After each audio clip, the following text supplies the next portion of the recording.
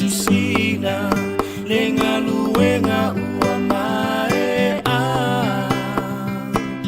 ua setongio langatina fa apulo wile tumalima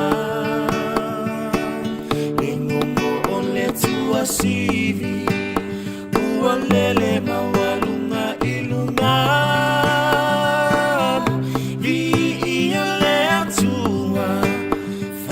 sa olo tota ua lo utofi o esauia la upele siva faata upatile o tele soia o sevi ingale aoma ia lea tua faiva venga lo utautinga lo ola ilenga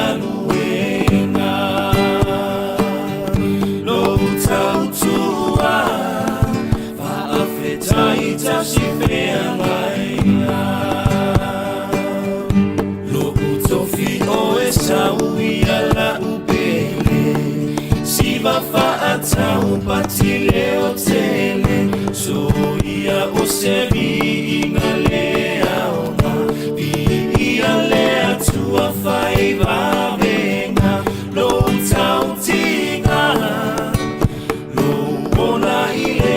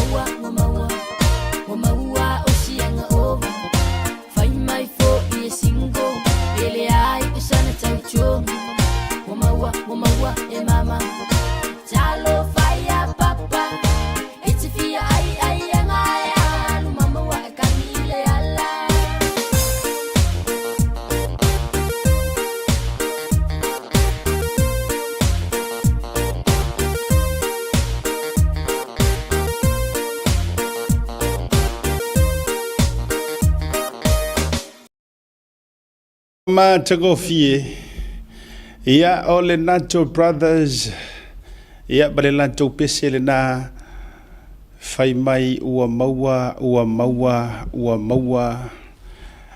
maua Oceana ova ia o ngai pese ha fo ia vaku e fa ke i fo ila ngona le nei aso ia ma e to mana tua o ia oe ia po o fekawile pese ma oe ia po se pese fo i to e fotua i le ai oe ia ai we ke fika mai fuar ma o pese ma Oscar le a makari ka ku a le nga fo le wa o langona wa o le vai aso le nei o so vai aso fa no tele o le wingo le tala ele se fa no le anga a fai e se me ko se fa ngole ia langa ele me ko fa ngole anga ma fa ngole lei o le fa no anga fo ile lana o mana tu mana especially e to tau amp mai le meilu ia ona so o ma liu le nei vai aso o ma liu o ila do te so tanga i le loto ma pelenga minga ngala ukala ioi o le ala na ia le maliwo sia unana le fatoa umana failo atu se anti ia po mama lima lau tavui ngasu matiu ia i melepone Australia fa fo ile nei vayaso ia mo fo ile ava no ai malanga tu ai fa tasi tu ai ona pe au fa mavai ia fa ai ungol vayaso nei aso Friday resto na ole aso Friday fo nei ia fale la wasi ai ia pe fa ma vai tu ai fo i se tasi fo tina matua ia sa fai fo ma o tina i nei fo i mate o ma o martina la on kwa kele o kinga ma tua ia rest in love and rest in peace ia mama fualole Ana Milika Bentley ia langa le fako ako exen maisi ata mulmuli ia langa le wo manga aku ya oskale ia le atale o si tasi ne o ma tina fo ia positina o se tasi o tu fine ia o se tu fine fo ia dia ia rest in peace fo ile malanga ale tina matua ia po fa mai se toile nga ngole tu nei o tu fa fine ia Ana Bentley Fredrickson ia a me se fo yo Tommy po Tom ia i America ia a me se fo tu fine ia Lina ia na i Roscoe ia onol vala au pa ia le tua ile tina matua ia o ngai o kinga ma wala ngai fo ile le na le no fa o se vai aso o tumui ia e fa no nga tatou te fa no fa tasi mai pele fa mai se le nga le tua ia i le tua fine ia Ana le tele na o fa malo tu na i Palos Verdes Los Angeles ia America ia o se tua ale sa nei ia tausi la Venetian so ia Ana ia se fo ia le uso ia pira ia po se tua ngane ia pira ia malatou i nei ia wa fa mana vai nei le tua fo ia wa leva fo ina fa tau to dia le apulu to fanga tai pe ia fo o si o tina fo pole anti nana ya di mala leva fo ina fa ftai le tua li mala uiva su toru to sanga ole tina ya Ana le po fo alole I think fo alole o se wala po se me o le valu yeah, I think po lata fo le ivas fulu I believe po se me le valu iva you know yeah o matua afuro lato soifua ioe ia malesila maliu le fato ama mai nei ma Godfather ia le fato ama mai nei sama asal maliu o usu ngir kai au family service ma le final burial service o le sa vea ma o epikopo i sa moa a mato wa rota fo ia pese nga mua ia Bishop President Sam Swanky ia ua vala au ia ile tua ma hea fo ilo na soifua ia ua matua fo i wafu fo ilo na soifua tutua ile ngatos tama fai pisi nisi Samoa ia ai o se tama fo ilea e pele ia te ia le ngarue ngā le tua. Ia le la sa mato ia ia na nei. Se vatuna ia wata ia wha mole Oscar se ea mai runga. Ia na mato ia ia na nei i peu wha ama vai. O le sunga Sam Swanky ke lo sira fia uma le totelo i la tau le kalesia Skariso o paio so ngatai. Ia ma i la tau fo i mai pesenga. Ia i Samoa. Ia me se fo nei mangele. Ia le o langa soifuanga tau tua fo. Ia ua wha amana vaina fo i le tua. Ia ana fo i ngā luenga. Ia he has called him to come home. So le wigala ngā la ukala. Ore matou maliune o maliune ona tanga tau te so tanga le iai fa mai se ma fa fana le nga le tua ia isi uso ya Afa Swanky malanga mai America ia matou fine ya ula ia le mo wala va no ai matou wata ia tau te sila mai sa matou ia le family service ia mai se foi la a wai wa le tau ainga ia o sia o se utama fale nga sunga Pastor Waita Fata ia sa mato ye umala i le family service nei le ekalesia Skariso o paio so ngatai i Robinson Road ia o ko sisi la maila la na le winga na la utala no fa tuai wa o le nei va yaso se va yaso fa no al fa no fia wa le winga o la tala wa mapu atu ila to wa matu tu fo i lo la tu soifua wa ilonga fo ilo la tu fo i tau tua. Ia, wha fana le nganga o le tua. I ainga ma pele, ia le lai malanga mai ai, ia nei yo ainga nei. O ni wo mai ai peno te whai atu, e yeili teimi ua sili atu le fana o mafutanga. I wo mai ma ila tu, ia, nei lisi o ainga. Ia, ua wha upopo fo i le atua ni whai numero e whai ma ainga ma wha uo iai. Ia le la fai malanga mai manuia le au mawai fo i nei Aotearoa o tau ia malanga mai America. Ia mai ia nei male uso fo i ali ataua. Ia mai siona uso. Tangata la tu mai au tafo le ataua. O le uso matua o le ataua. Io ko si la kura au faku sole.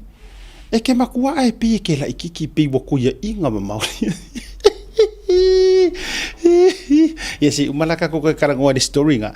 Ai ia ole tatou porkalame ua vave amatai lenei aso ona o nisi o fuafuaga foʻi a tuatuagia laititi o le afiafi le lana ua tatou mei mai e amatai le afa o le tolu ia ma tatou faagasolo atu ai e mae ai le taoleona o le tatou porkalame a o iai lai nei ia nei foʻi uso matua fafine malaga mai America ia manisi foʻi o loo fai malologa mai ia o le foʻi e malaga mai maua foʻi o lea te lopo o toʻai taunuu mai ia se uso ia fio ia talaiga ia fio po o le fioga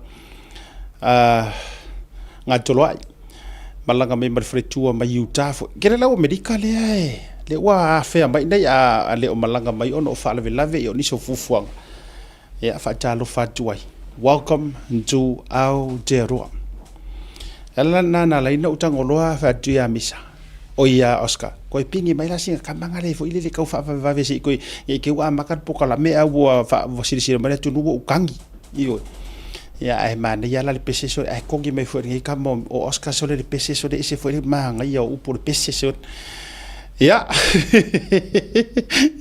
so ye ko so fa ka fada ko ki sa ko por poka la ma lo le so fo mo wi ma le langi mama ya fai vole ne ya so sa la fo ile tua o ia o le tau tei sili, o ia o le tau tei poto, o ia o le tau tei mata palapala, o le tau tei na te sila fia ina lo lumanai ma lo utuanai, na te sila fia mea malava, o le savalinga fo ile nei.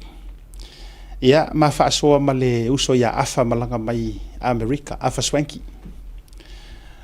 Ta sinei tanga tau lo o ngalue tūlanga o le intelligence te tonu o America.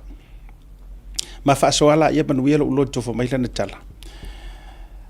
O te whaalongolongo tu loi lau porkalame o le vaiaso le na tea nei.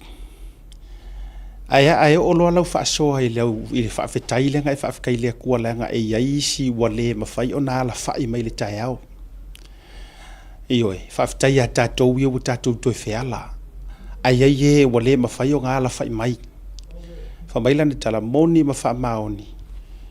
o le taimi fo ile na maua tua ile tala i ni usila ua mali usia uso wa le ala fai mai ile ngi kai au iyo ia o fa apea sole ia wa tau sila la ile mana ia o le tūlanga fo ile le o lou fa fetai o le tua a wala nga ala ese ana fa manu yanga ma va venga na te faia o la fo i tangata la fa manu ia yo la tolo to ma fa fetai ai mo la to fa mo e foi la le nei ia haso ia e foi inisi o le nga fiala e nga lela ia wa mali liu ni si pele wa maua ni tala fa vau ni tala fa no ai ese uma wala o isi e mali liu ono o tūlanga wa matutua le soifua ia o nisi foi wa mali liu o fa la vila fa fo sei ia maso o lava se tūlanga ai fa fta yele loto ile tua sa ma fai ngano no watu ele ya ufangaina ia eso u vai ia o sa mo ayo le fuel ve lave ai fa talo fatu fio yo le tala le lei ma lo le talo ma lo ana pong o tatou va i mo tou sila tu le te fengo fie tu langa ye tau fa au fi tono so tatou tunu ma vai ngai fetu le nia tu ma me tu tupu nisi o tali tonunga ma vai nga fa pena ai o le tau le na o la tou talo ma la tou pito la au e talo sanga ma talo sia ia ina ia awane ia loto te tele o tatou te tai tatou te tu fatas ia ina i taimi o fainga ta ai mai se o le ukako va ia ku Samoa ia wale to e ui mai wale to e ui mai tama mawala lalo po le au ka fa vale sa warki apolo wa ui mai kama fai pingi wa ui mai tama maurulunga kama fai pisingisi wa ui mai o le saunga ele ko fa nga mai le au kulo wa ia fa nga ngana ele to fa nga le au lawasa ele o toi mo se taimi fa nga mai ai ele ti apolo ia kama ia wa la woso ile levo fo ile le au fai pisingisi le au fai fale oloa ia nga uma ia ole au fai ka ai ole au fai fusipa ole au fai ping ia wa o nga na ia tau te fai nga ia tama mamafa ma tama te tele ia ia fafte ia ile nga lu nga fai pe ana yo tato wa fai fe au ia ele fai ngo fie fo ile la to fo pito la au ele ato fo ai tato to fo te talo fo mo ila to a fe ala fa malo le ia so ia o to sa mo uma mai lava yo nao se yo o se au pito titi lava fa malo atu asiata le dei vai nga ole fiafi malo le soifua mruia malo le langi mama lunga o tato penga o fa betalanga fa malo atu like love and share o va ya tu lunga le YouTube fa tele to atele o tato le to te fa nga ina lunga le YouTube malo ya fa yatu after yatu to a fai fo e tele i subscribe le YouTube channel ya fa ya le na va no am le di to sanga fa ye so ninga mo mato o mi ai singa like ma singa love share ma subscribe lu ngol tanto YouTube channel fa malo atu tama tira ma tutua fa after tele fa malo atu na to te sila ma ia ya na graphics na ma na vaenga na fa ilo ai foi ia o lo foi na sao rungo le tatou por kalame fa malo atu to mama tina ma tutua o lo pole fala ia ma te talo ile tua tapo inga mau o taula ia o lo tatou tunu o taula ia o tatou sa ilinga malo o na yo tatou tua a ma tutua fa malo atu ele fa ngofie fa te talo fa te anga pongi ia mai so me uma mo i tatou Fadalo fatula ia I wo ma au mea mamae o pa anga tō tino lava. Fa malo le folau. Fadalo fatula tō fine Anastasia ma le tautonga. Ia. I Brisbane I Ausitalia. Ia e maise o nisi o tō mafuta mai Brisbane I Ausitalia.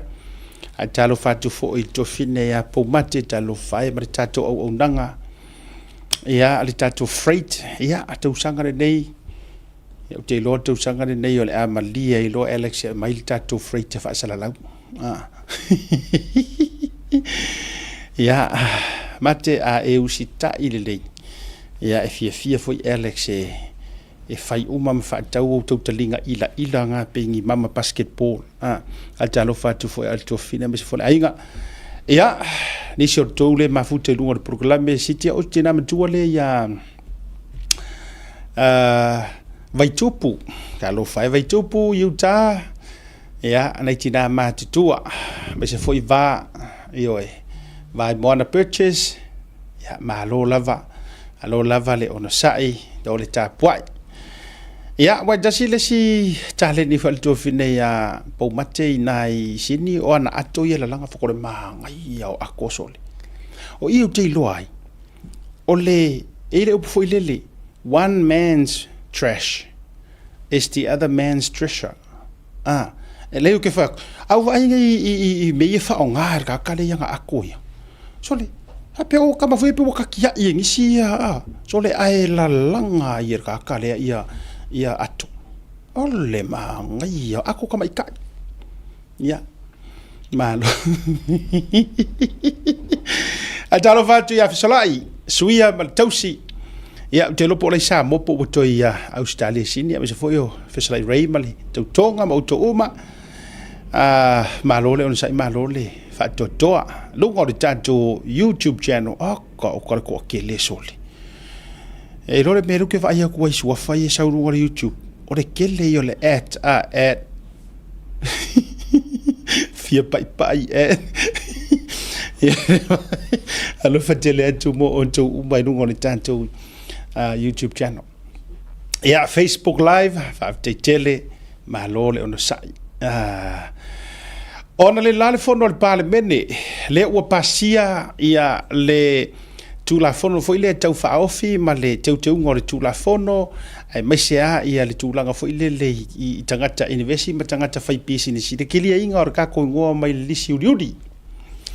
Ia, ua pasia ina la le tātou tula fono. Ia, ma lea vaenga, mais kako pakipaki, ora kako pakipaki ngā, whaftai tau le ai o le whainga malo a mata o le nei tūsanga. Ai momoli le wha malo, le anga e le nga o se effort, e le nga o se ngā ruenga, a le whainga malo, o le ngā ruenga tu whaatasi le pāle mene, whaaftai. Lau o fionga i le fufonga whetalai o le mauta, e matau tia o whaiva le nei aso. I rau a mata le fono, ma lau mai whaasira silanga ma whaalinga le fufonga whetalai.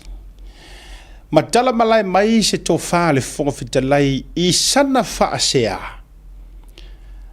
E ave wha atu ua lalo i le fionga i le taitai o le tua ngai. E tusa o ana wha sala launga le tutongia.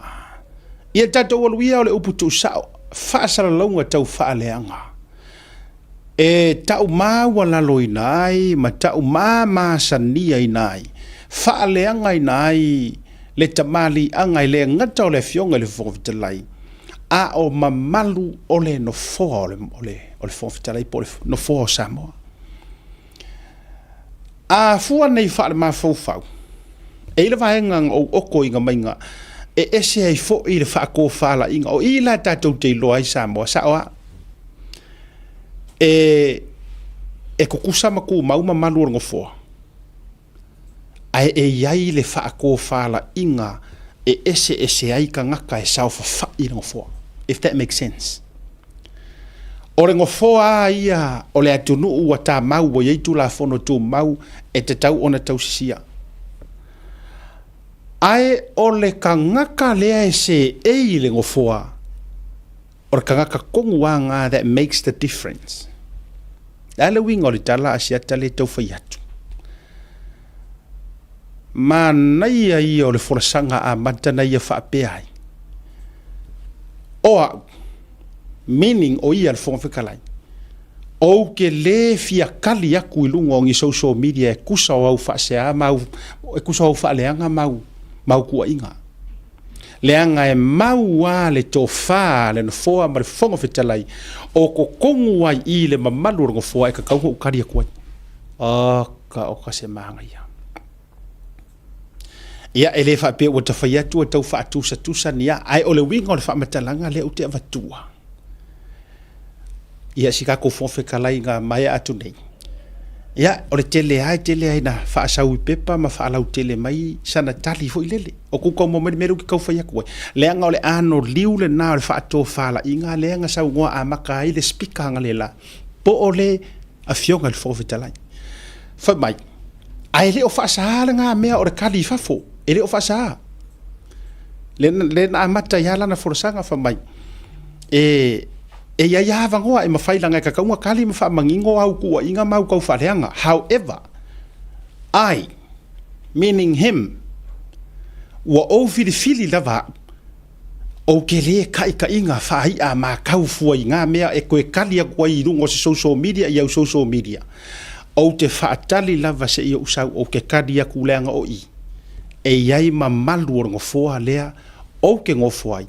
Le fa lupe ai au le mafua nga fai kala leanga mai pe o lo ke kanga ka kala aku le winga nga o lo titanga te tala atu fa lau tele le winga tonu le na o le sau noanga mar fa ko fa la inga fo fe kala mafua nga fa tai la ufio nga fo fe tala au pa au a muri pola lo itafua fa tai te toe fa fo ia mamalu le fo ele sa anga I fafo fo I le kofa le fo fetalai ioe eu me au ka ko mara mala mai langa o ule sitanga tau te muri tai mo le vako muri kai mai fongo ma fongo fekalai o ke skaki fo I yamionga ka oloa ma fainga le fongo fekalai ma le fongo fekalai o go fo ia e ku maulonga ma malu ai o re kanga kai sa fa ia o ia nga ke akili fa mausali ia le mamalu ngofoa ala ku ala kanga ka kulo le ngana esa meme ala ku ka pepe e mama sangia ai ala tua le tangata na te tango e fa mamalu ma ku asungu I per ko o foile lo fa podu ma ku avivili lalo e fi wa la kanga ka ka fa le nga solo e mau war ko vai fa kali e ia lo kai to si le fia la jamo ma lele are fonga fekala ia ngale la me ko ngale le fa upo ia kala ko inga wa kau fai ku lolo la au le vau winga ia ai vai la le mana ia ko ke sira fia pa ngau lu maka fo lau le loko ku lepa ele ike ele ulunga ele ikinga le hanga o laenga ke malama he knows better ai se si e malama I le kausinga ma malu fa akupu ngo fore la o kuila epa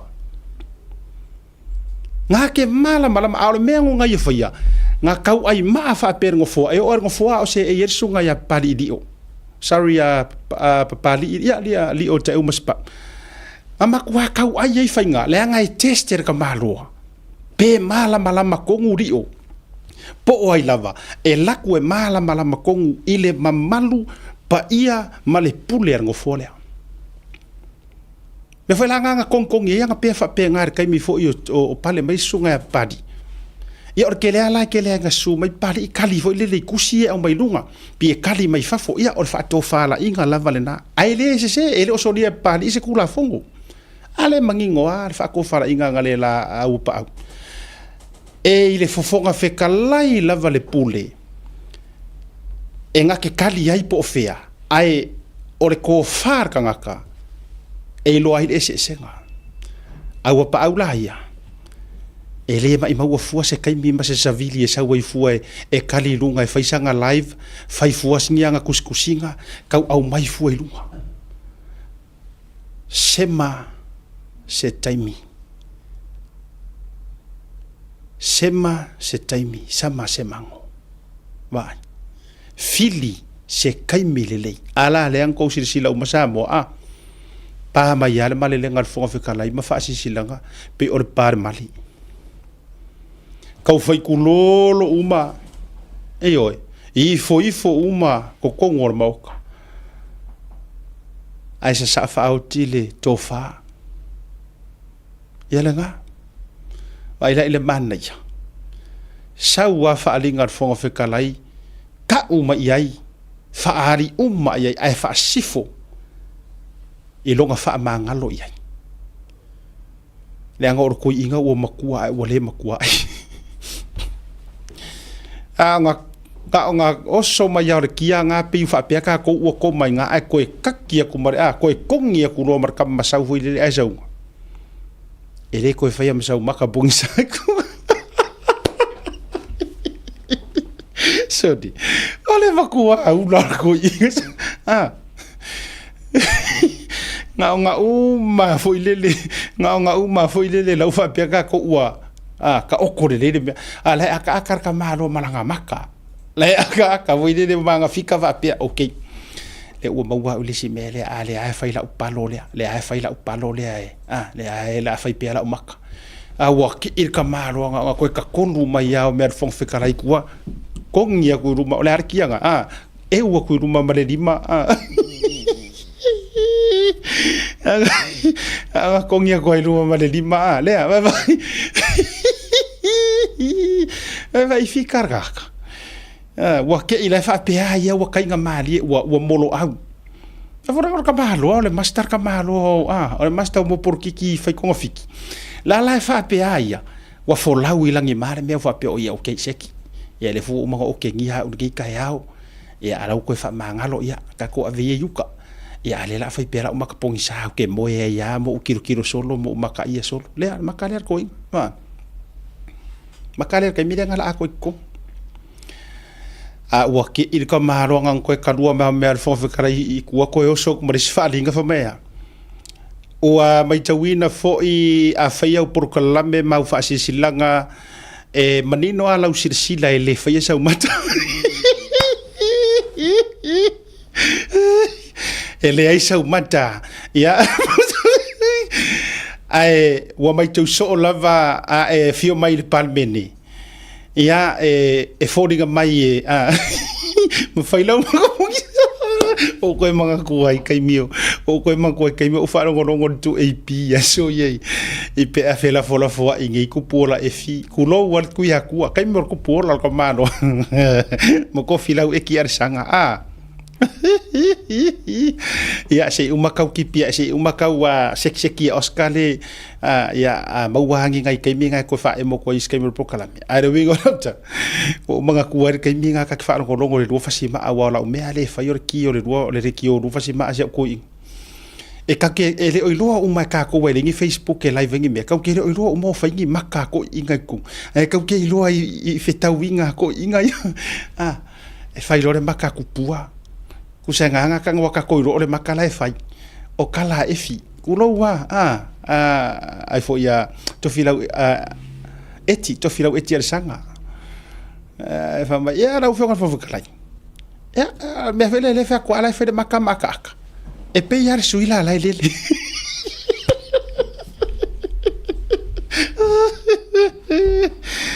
e fa ko ai lo de o maka e fa no so o la fe de maka ya ya fa ko voi le fo kala e ser maka ale la kuargo inga fai nga palo ia ma me ala nga ke si la fia ele kakau io vai ficar gamano ya yo le ya angu sale ngi ko inga ai foi se me ole aka komisia ire ngi ko inga ole aka komisia ale o se fai ungo se fongo kudi ole amakanga o se fongo o kingi tato wor malolonga si mai kot fara rangor kaka kongware e mala malama de wingor ko inga tato wor malolonga foi mai fa fera kot fara si ka ko mai si ka ko official mali e kele aga me e liki mai ku tato malolonga SMI Hardware is proud to be Samoa's leading provider of high-quality steel, metal, and roofing solutions. Colors inspired by the heart of Samoa, from the deep blues of our ocean to the warm natural tones of our fala and tapa.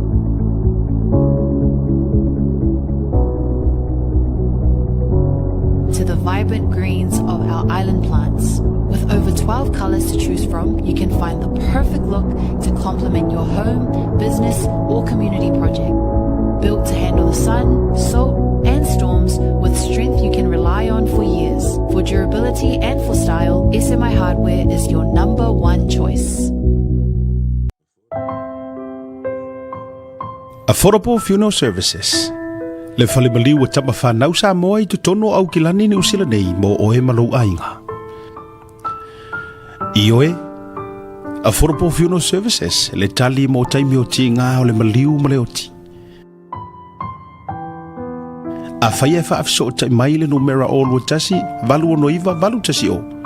O na mātou o atu le ilo tau mota, tātou te tala noa mo se tau wha maa venga, mo o toe sauninga o le pele ia te oe.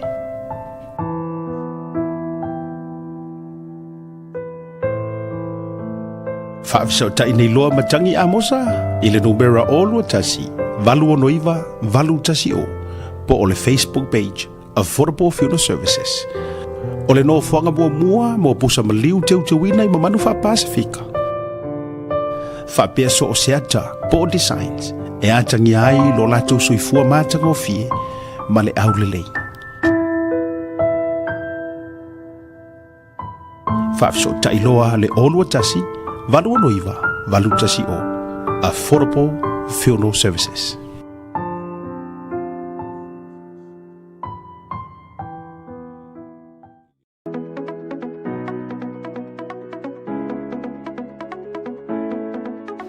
Hey, have you signed up with BlueNet yet?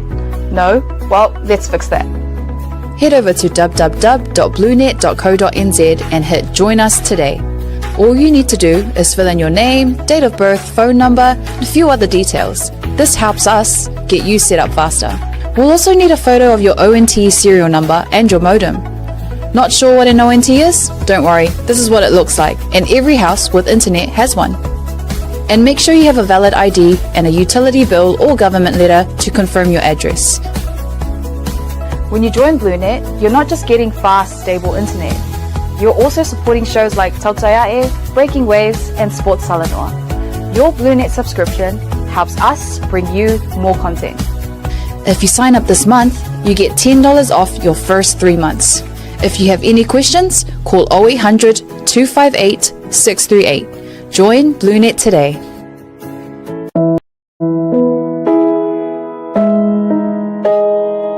O le Oz Pacific Funerals na whaawai le tasi le afe iwa se lau i whae Sydney, whaamauina o le luai o unanga o le whale maliwa sa Samoa ma le Pasifika, o whaawai i Australia. O lea ma u mia sa oloto e tama whanau lawa Samoa.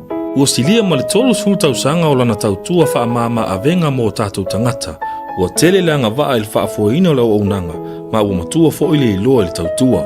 Mātou te mawhai lava o na mātou malanga atu I maota malawa so se taimi e whaatala noa ina mta aupu uma I ta pena I ail whai ngā malanga, mo le ua wala au I aile atua. E ave se aile atua tu vale mane le mautonu a inga whaanoa noa, e le a whaina po le hali taimi. E tā ua I mātou a tātou tūmanga no ua malu, ma o lana anawa tau ave lava lea. Dignity of traditions is our service. E tau tua le luas fulfai tu la le fitu a solva yaso, mātou te ngalu lua tu samfina ngalo mana onga o ainga, ai leo so mātou manao.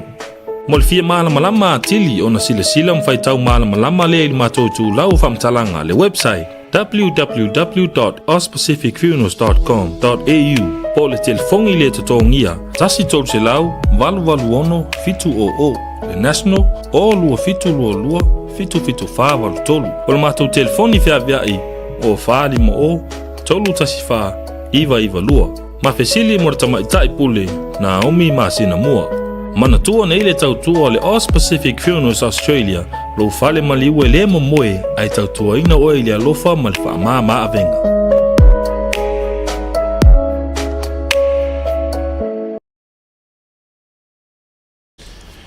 Jamilo watile ua se furu miru tau te daily tu live file tau tu fa wa Blue TV ma poklab tau te ya ndi vangor fiafi.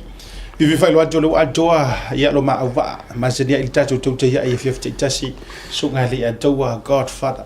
Leva to mai ia se maliu ia family service mal period service sama awi fatasi. Ya fa taro vatu so mai mtelo mai ao lo sungar fon fikalai. Lo sungar fon fikalai. Io. Ya lo sungar kai moka.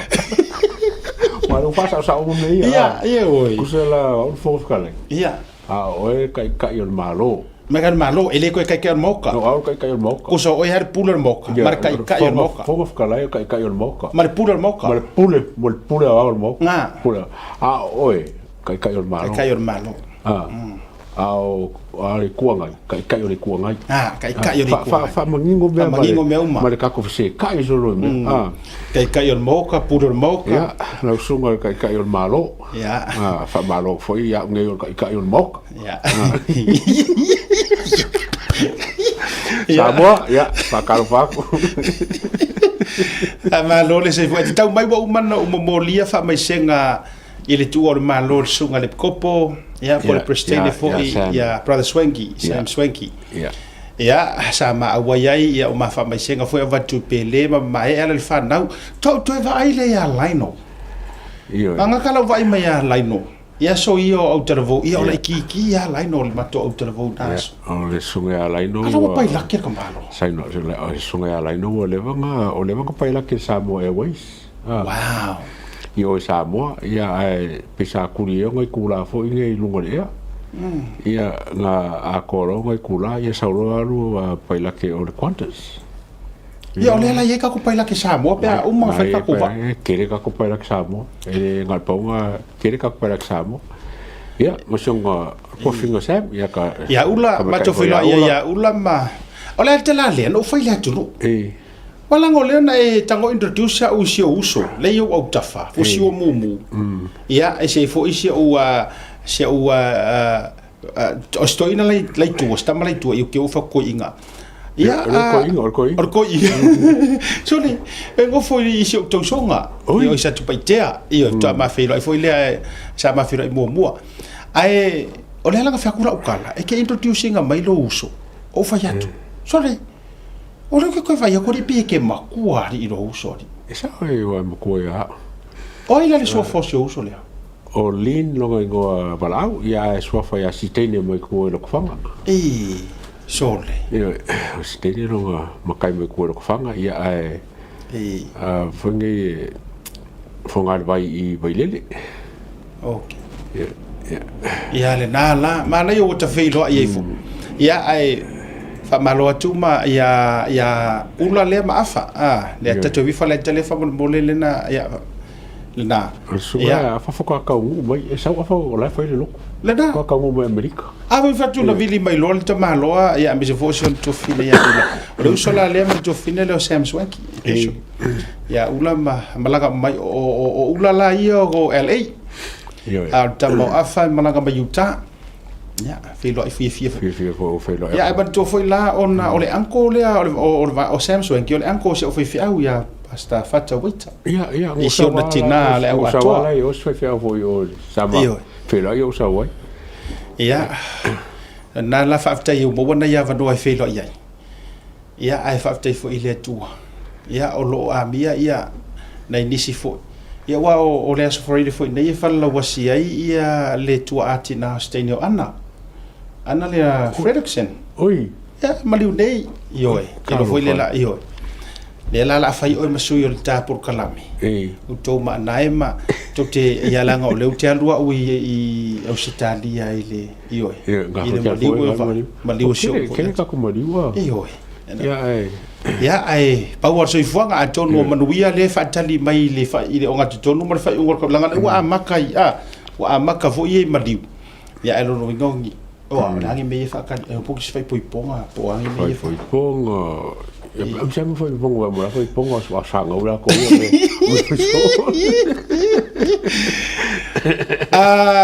ora makar ko ikao I tonor pal bene ai matele I fa so le atawa ora na faila utalo wa tasile vaenga na tele na tala no ma fa so to ora makaki o kar ko inga manga fa sara lo ale la o saule le fo fitale o fata auto mai le fo fitale le ala fu wa fe kau le o me fa ka makila ki fo ngai ka o fa yo makai kongo o fale fongo fa penge ma o kala fe ngai la ver fa sa un ko fa o pese ka voi se ka kengi leanga ho ngai ka kengi leanga kai se kengi leanga ai me se la ele se maka ho le fa ka kusi prescribed sunglasses e ke aula ia o le maka mo fie o manga ia le me le leanga le makua e fa kongo kan kala kiki onga le lo fo me kau fai le me wa fia kau sanga palmia ma fe alwa I fa fu kilo ma vai mai mo e fa pengi ma ka fai pule me kai ko ngai I kilo fa nga malo fe roi o sa rewa a ku fa si tu pe ta tu tala no fa matai ta tu tala no fa palo fa makai wa ka o makai o sa a ku si ku so le wa se ir ko le e pa sao was ik wil even pasao le makagyo ka pole ar kula e le fa ko kula e pasao le kula e pasao kula e pase so le palo ia fa matai le makala mo ai yo palo fa makai o kala fa matai wa lang ai le se foi la pa ta to wo ina ngafa ma tu no pena a do bingo fa mitala o te fa fetai wa fa ta o to le le ala fu au foi so se si foi au na io atu ta alo ma fa ka longa I vai le maoka o le atu ma na io le toe fa man na tu le fionga il pale mia le sa tu la ilonga ma toe fa man na tu ma fa o lo ma aue ina ia tau teinga mali le fina ngalo le o fo fa kalai ma fa pe atu le pale mia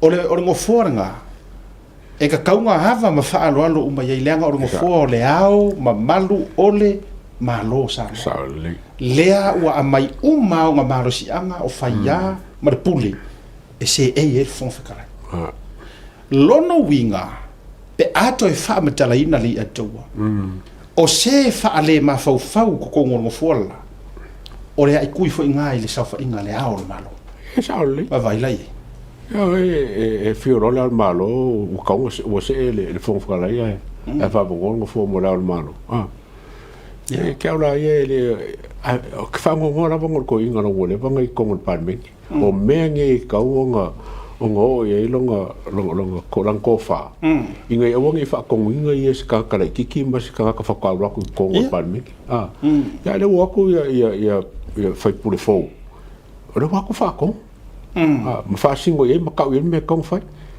ya le wow ese o fi me lo foi el fon kala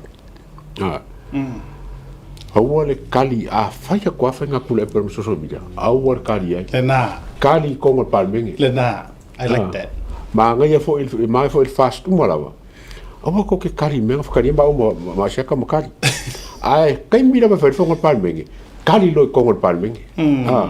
O ngai wa venga ku mea balea la uri ia. O ala whai umi o le wha balea. Fo lele. E leo ma wha pe ia o mo social media whaia kako. A whai loa mero whai whakarai.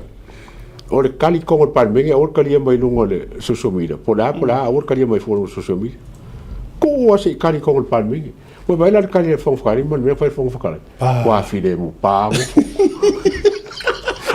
le so mu wo al mako kango bes wala fo fari ai fi ko no fo ana fa ye ai fi tu o har fo no ye ke reus ku sa ta ko ni si ai leus ka ila ve sera uma kama fi ko muri inga fio yo ye por alba venga ve ser mako hey it's about time fa fe kai la na te tau mai fo ina ave ala fa tai au pau ele tau se watu le ngai ave le mako fa kai mar fa malo il tanga te sau e pui ngo fo le Iyo le anga la fa ka longa I vai so o sesia langa e a unu ka fenga e ser fukia o winga la utala e a lea fo e faia le melia a ko sila isi uma au I kua ngai le ia ngei a tatele to tau to lo a nga vevela e kua e kua e a I lunga fo I lele a ia pe upe masake ko e kusa sa e I lunga fai lor kala ala ia I tu la fono tu mau e lima te ina nga ruenga mauta al manga ya laulia matua fata oto lele ala fua ia mafaya ya markalanga wa ka fa fe ko inga fa mai moto ese ro mato ese aleno na ilo mai fono muli lena tu dia ina ia ila na la folen o ila na manatu lena fai ele ai sesio langa vaenga fa ruinga len ko fa manga ko fo fikara ele ai ma sesio la vaenga nga kulunga fa lua le mena e mana o I sesi ku kwai ngo mai langa vai como qua ingo ala ka mai la ka mena ka fa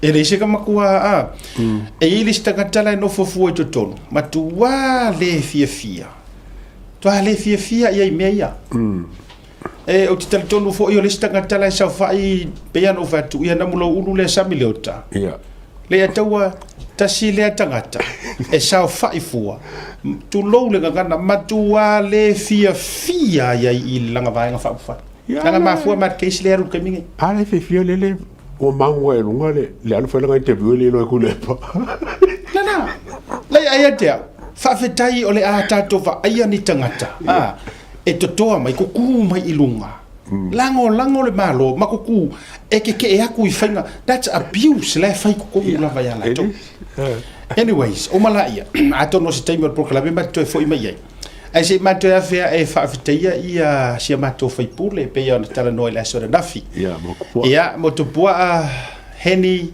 enele tu lowi si o sua fatetele le ngai to filau ia e pui fatu ya maisi ya suafa to fe o kamalo ya la fa pito nga fa sa utala ia ile suafa motopua o le na filitanga nga ile to fa ainga masata wa aftelinga ya le lunga va tu su a bese tanga lo molona nu fa tai ile to fa tu sa yore ne yaso ta to fa ya le o ya lo tu la fono ya mai le se o kanga ka ia wa ia fa ku nga ronga ku malo ele popole le mea ia ma tala no ole tau tali la ngor pisi la vole uso tu lo le nei taimi ai sa mo ma tala no nga telefoni na lela ia na ia brief mai la va o fufu nga o ma matulanga o yai wa tasi fo ia inga ma sa taua e mai se fo yo su fa va nga ma le la to fo I se ma to pito no I papa tu lo fa le polu ia takaloa ia mai se fo ia au muso au mua uso a fa tau ia mani no ma ila to fo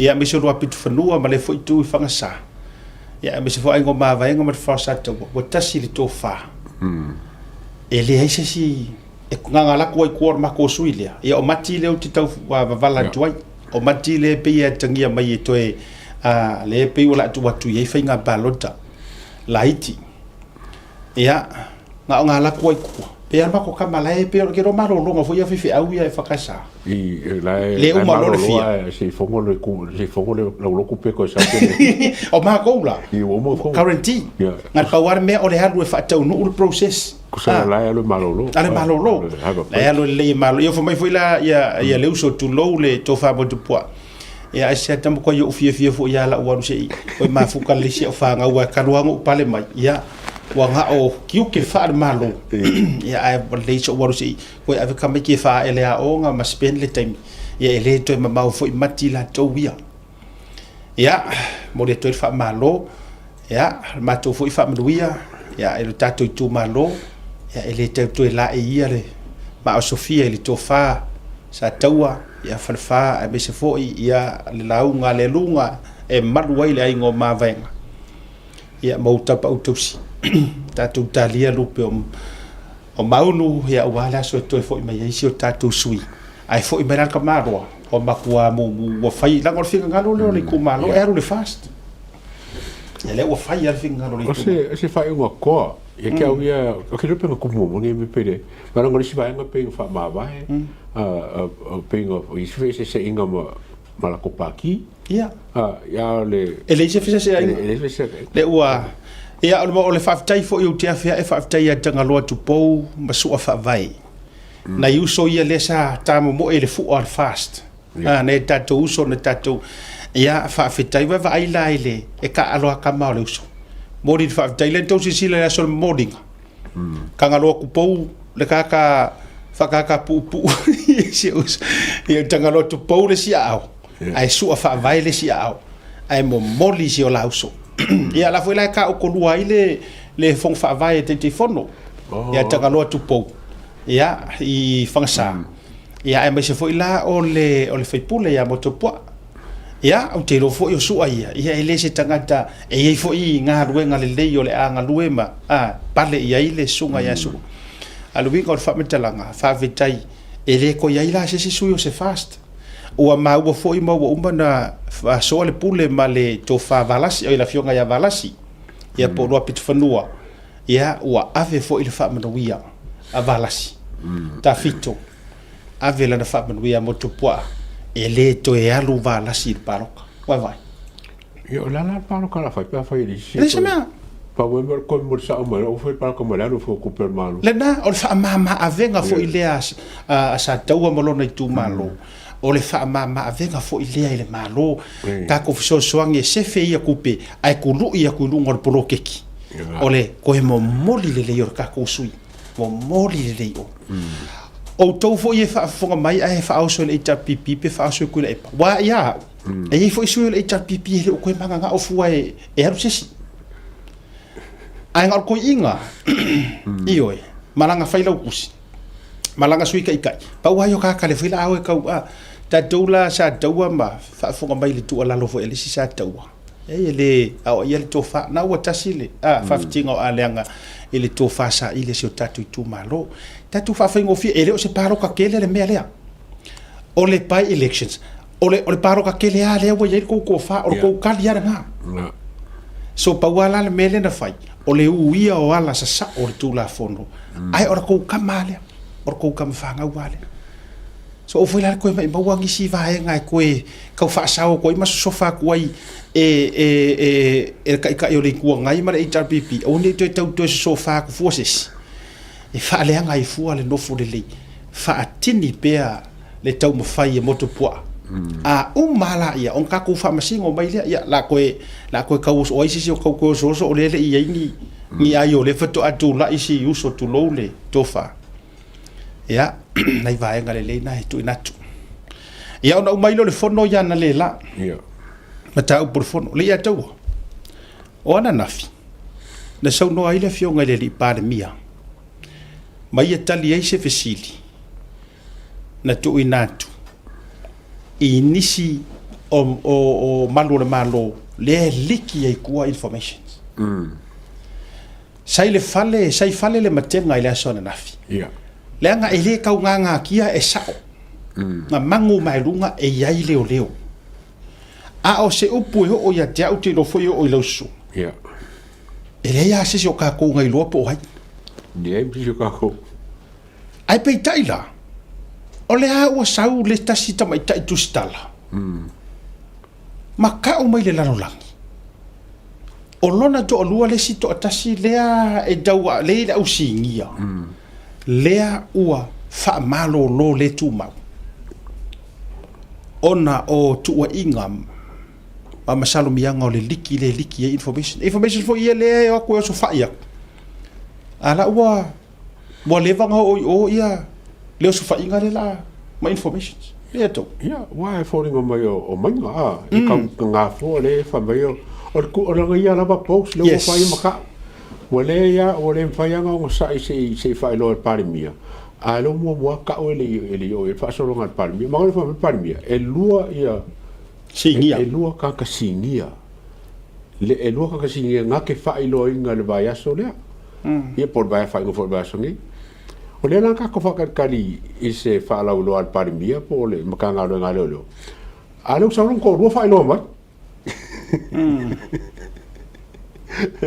wa ta uma ia wo tau sa wa ia fa ilo a faila ele ilo uma to telepe nga o ya ngisi o le matanga ruenga ia po ai ia le la u fa ilo aku lo la nga le tango post lunga ia le la ma fiso swani lo fa ilo wa lango i lo mai me uma de fa ilo aku la nga lo fa ilo ia le na o la na tustu singa le na wa va dilunga fa mai fa sa moina o le wa uma no pikia mai se o to lua today he is suspended from the Ministry of Police due to allegations of leaking a search warrant to the drug dealers.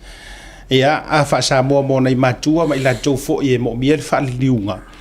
Ia o le fa mo pikia mai se o ko lu ona nei. Wa fa malo lo le tu mau. Ia po wa tu li fa le tu mau mo se taimi.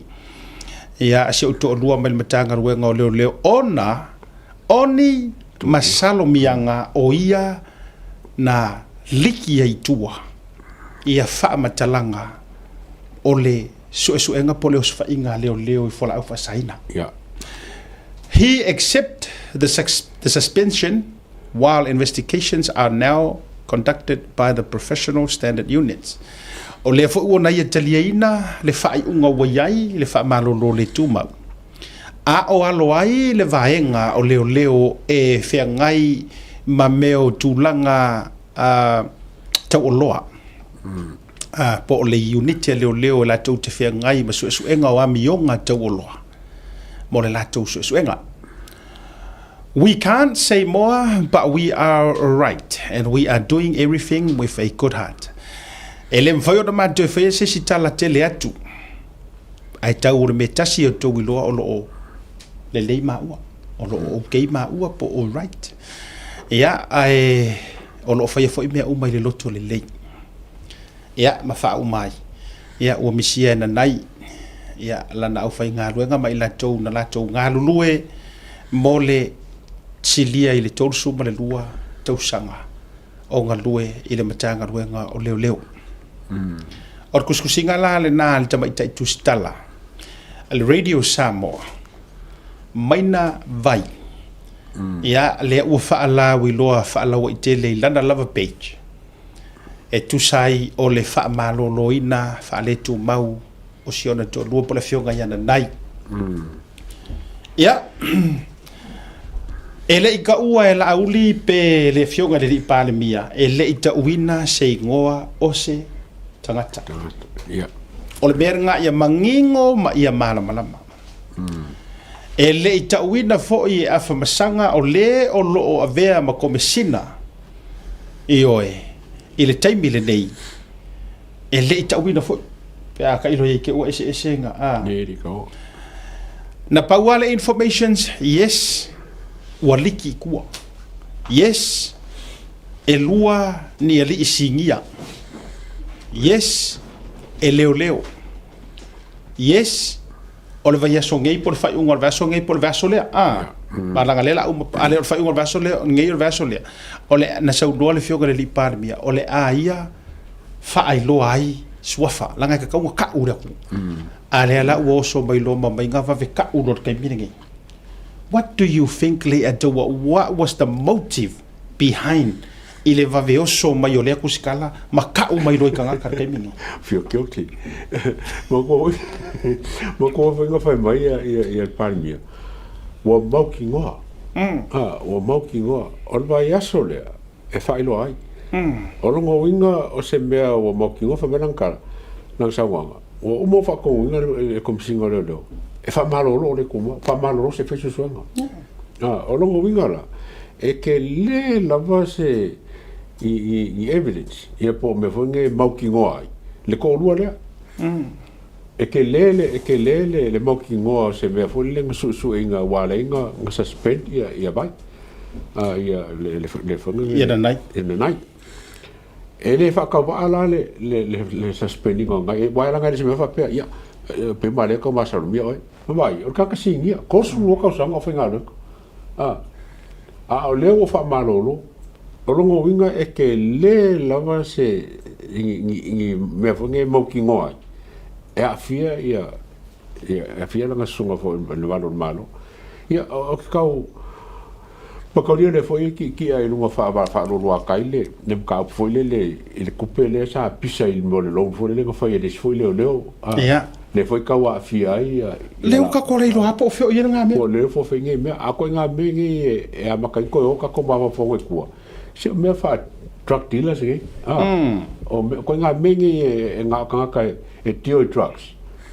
E afia me ia ko ke le wa si ka fa ka le police kas ba lo fa lo o fa lo la ba ia fo nge o ia le kasi lo fa no e manga longa ya lo ko lo e afia ko kasi le ka fa kali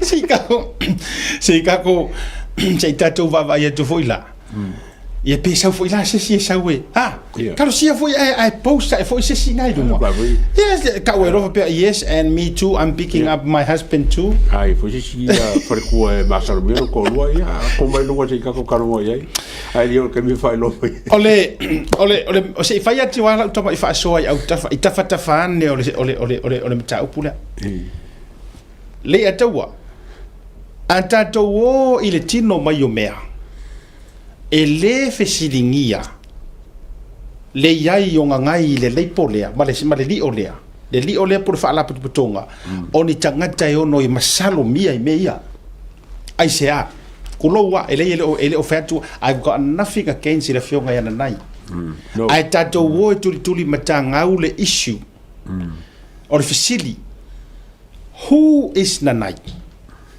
ka ko wo wa fa pe ngal fe ngor me tato wo va ili le mele o ai nanai o ai sia leo okay leo ta umai maina o lona to lua mo lua leo to ta umai fo I wasilia li toru fulu mo na tupu tausanga o leo okay tik uma vanga ai ole ase vaenga e tele na sila fia umai ele to tele lea fo I tamari ilana tu la I mai mtanga ngo leo of course le ato bodyguard afia me ole bodyguard afia me o ai fia me o le fionga le sa fa pito le sa ave mpale mia e ia se vaenga nga fa le kongu mai fia me pe nga solo nga le mai male o lo pale mia kai miringe ka fino susu ngo drugs e tasi ale me loa umai ka ko e le manga o fia me su e ngai mea yes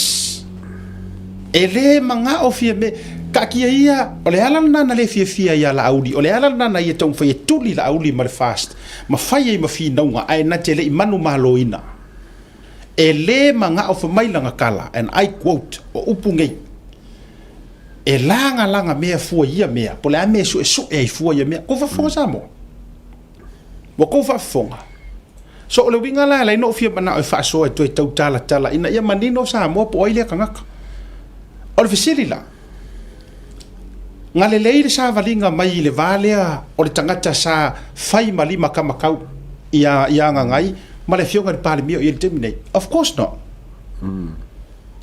e ai foi se singa ke sira fia inga ko mumu o fia me e fai ia la audi ai se singa ke mala malama I kaupule pulenga fia me e fai ia la audi o ngai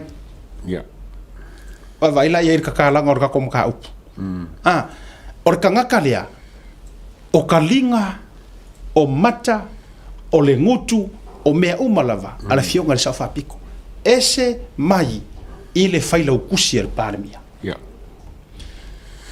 ele ma fai ngaru so o faila o kusi al palemia kulou e fai masiaki le me ko fa ile palemia le o puta tino e siaki e faile me ta o le welfare check ele se mer ngar faila o kusi e fai a o ai fai o leo o lea o te tau mawhai e tala atu le a taua le vā la lata o le sootanga ma informations a whaila o le pale mia sa avea ainga ngai maanga porika pe sa nga lue ai le leo lea a whai o le pale mia lea o longa ngifo kuri mangu le pale mia lea ua iere kai mirengi ma o longa ngifo kuri mangu o le langa ma le kausu esu enga o ngifo ala au whaasa inga o le ala le mea la ka ko le masaru salo I o le afo ila le mea la se ai le mea le o fai le o kai miringi ma le liki ko information sia do ka fa so le ka theories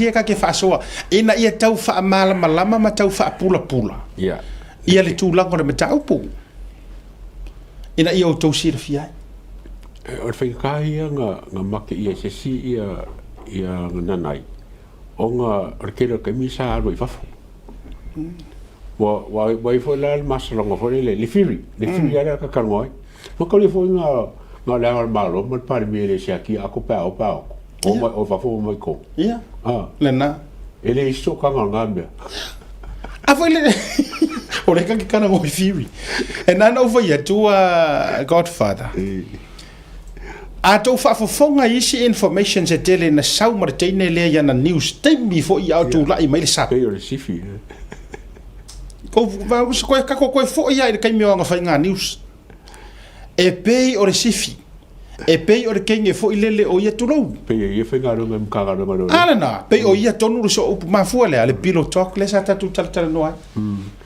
fai me whakasi malongo le na le si fo I masalo mia fora le winga na te tala so ia te au e asa le faiva ai le asa le masalo ai le oni masalonga fo I mea ia yes o lai a fai o leanga ka kau wavala tu I le saunoanga le fionga le pale mia nafi o lea unga mau wa pe nga sender ka ngaka a nga pu ele meo le la le ngor me foi search warrant Yeah. ai ngo fo send mana to oi se fai ngo fia la wai limor ko me singa mar mingi ska o leo la wai ya la dole authority e o mai me ya confiscate le ke le fongi me uma ma to su e foi e samangia providers ia e au mai me ya sapina mai le information le ma pero me lenga fai fa masingonga ya na mula ulu samiliota e sapinga mai sau ku fa masingonga o me uma foi na fai information sia e trace mai la e mau ar fongi ai ai ge me ange sia ka ko a mi ori vai pere ke u uma enga ai la ve ai mar ke Larry talk about fury at the fatu man tua e foi o lesi o kanga ka mua ka fa ku ko inga ka senti ngai me mo ka ke maua oi o ro ko ya me share va me que o querer couper ele kusa marco lena ya wa le fio foi ngai pe mala va technical traffic unit de plai bela ye longo winga o se mkanga nga le foi le nga ke vai e ko nga makanga nga nge finga e me foi nga sao me fa pingi ai koso ale nga fa e kawa le mali o kape lena avo ele o te fai tu pea o te fai tu pea lava pe foi la utala tato va le nga o le fai la utala le taimi le nei momoli la fa malo ma la fa tai i le o lo va ia tanga no ngo leo e le fai titia le nga fa tai tele pe ana fai tu a fai o ma al feeling forget about the feeling or come singa ale to la nga tele fo pu matala ta tia li tul na just let the process ka kia fu ta tia i ol pale mia mar ka pene tele fo sa ngot pal mia wa umar nga nga fai le pisasi wa uma le wa ka kia ya la to ala wa au mai la to fo tuanga now whoever e mafai let's focus ile kai minengi at the now il kanga ka le nga lui pe foi la le o sau tu tonu le ag mo se time ya precious maunga tato tuli matai le o tangata ia mo le nei time sila ku o le ana tato nau uma ma tato va ai ile alu le arrest le waru kai mingi pe kau ke le o va ai ku ai ngi ala po le ulu le le ro kala e sa lo ka o le nga ka ko kakalo uma se i mau ia mai le ulu kala mau mai kama la foi ka go mele fai mo mele fia por kasi ru ko fa kasi pare luo ya ko ile luo ya arkasi le mo ami o lena tatu te talo ia mau merkasi ele o le ko sila o le wa makanga mi ngoi mere me i pe mala vo le level 1 level 2 arkasi lo mo ya wa arkasi foi e o stage e foi un level ko ko rula level 1 le arkasi ya wa level 2 ma level 3 ma wolunga ya aka ko wona arkasi level 1 le arkasi level 1 arkasi lo le wo ya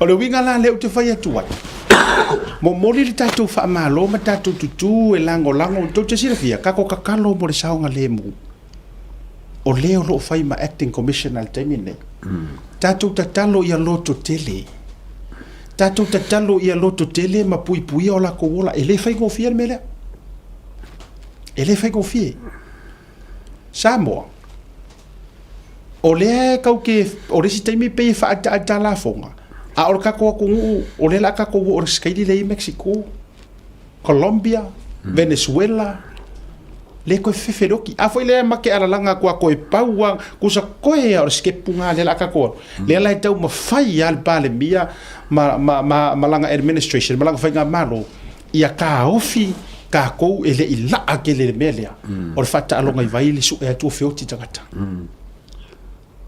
ioi mo kupu ala kurkuru ai kurkuru oli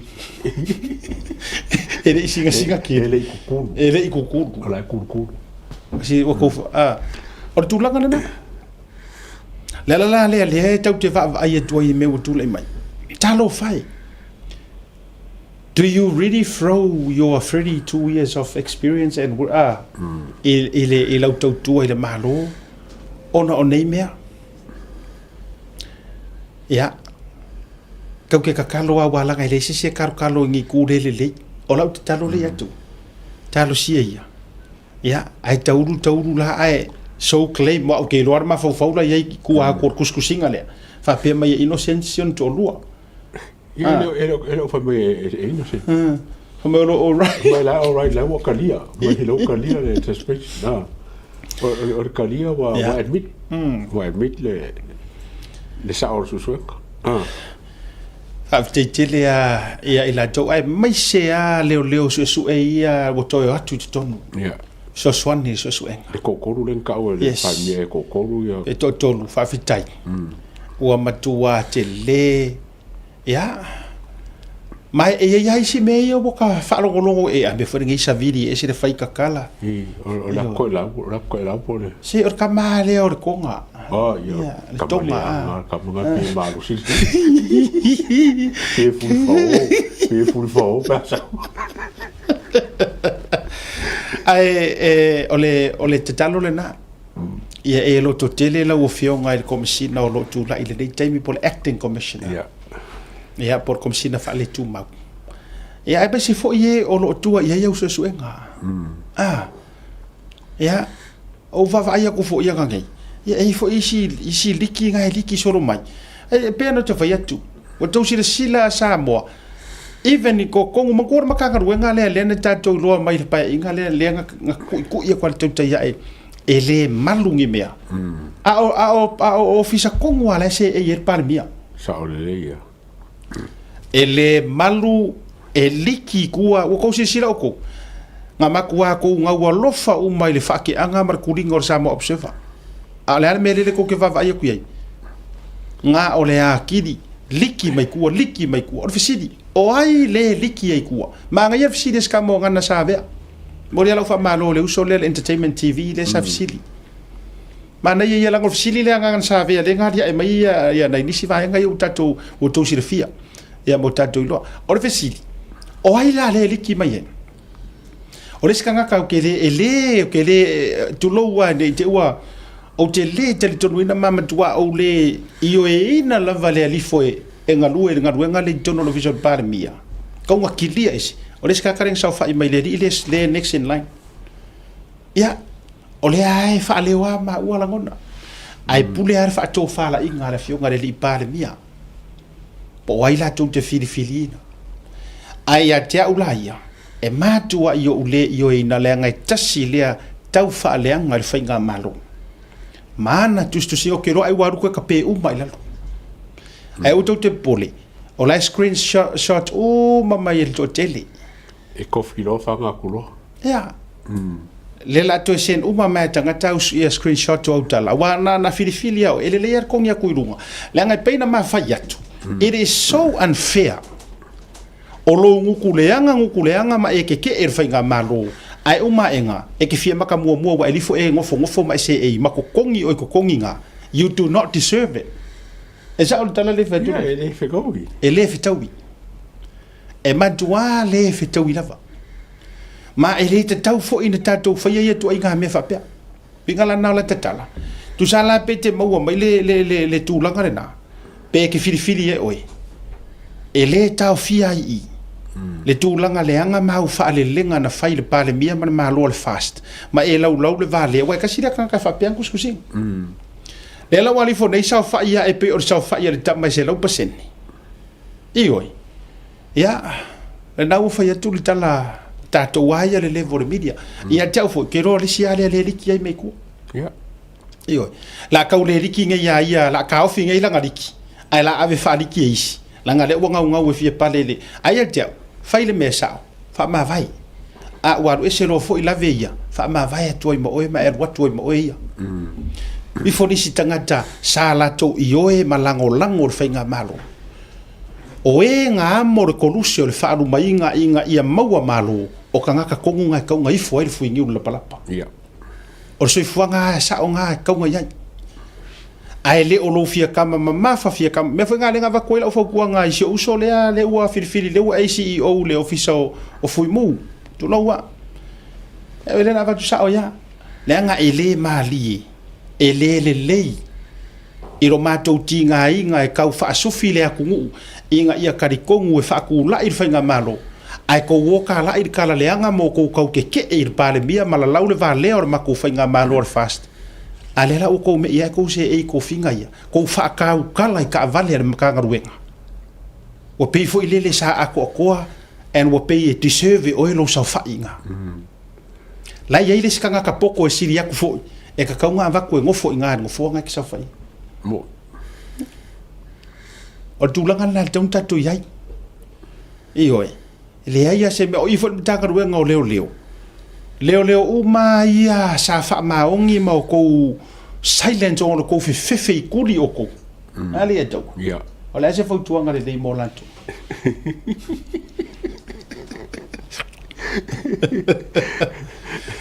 vai ai mai se tangata a faila sa ko fe ya longo no I want to give them a chance kanga ka fo ie le walanga ai kau kala o me nga sa kupu e te tau tala lo tuli oi a faila o le na tonu le nganga fa mahongi ro la mai foro la ka ule benga ke ro wala le o yai tanga te sa o la usa fa le foro la ka ule benga ke ro manga wa ile excuse ka wa yes o lo fe ke o rusi la nga le ka usiro ai na tonu lava o le sa e wala yai kanga meli mai kua meli mai fa mai senta mai mongi fa mahongi ar me fo la ngor kala fa mai o me ro i mako e maua loa ele au vaenga ia le longo malanga vaenga e kau mau ro sing fa makalanga o le mau ke kau karango le ama e won final warning e fele si le foi le ke yo samuel ke yo sam le loka o marke mingi vai o le la tu sta mai fusi sami e fe lo ai kai mi o lenga pou kai ai ku i lumo efo mo wone efo a vele las warning e saange ko kango e fainga mea saange ko e fakarofa se vai ka ko ye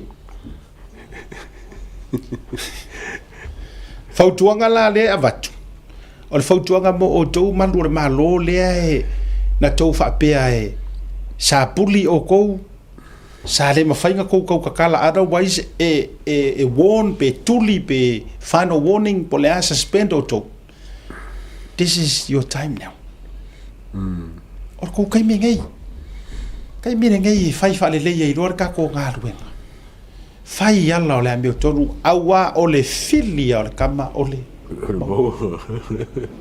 upunga le nga ka mai pese a makar ka malo oskangi o le fili o le tama o le maua pe o le maua mai le ai lava se mea e umi o nga fa ko nga fiki pe o nga fai mo i lava wa tatou i loa masi la fia le mea fia se fulu kausanga o nofo mai le HRPP manei mau me fa pe nei ma le manatu e le mafai o na toe suengi i lunga wane e le laua maka o mai fa mole o ko ki fa mahava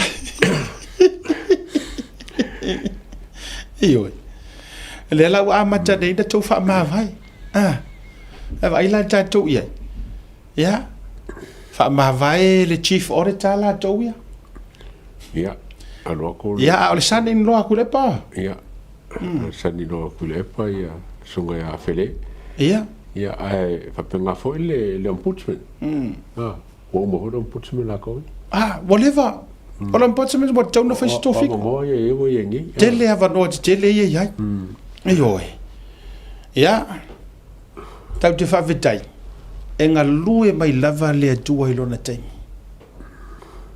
enga lue mai lava ilona tai la fo ile nei tai mi le tulanga o lo ia iso enga fo ia le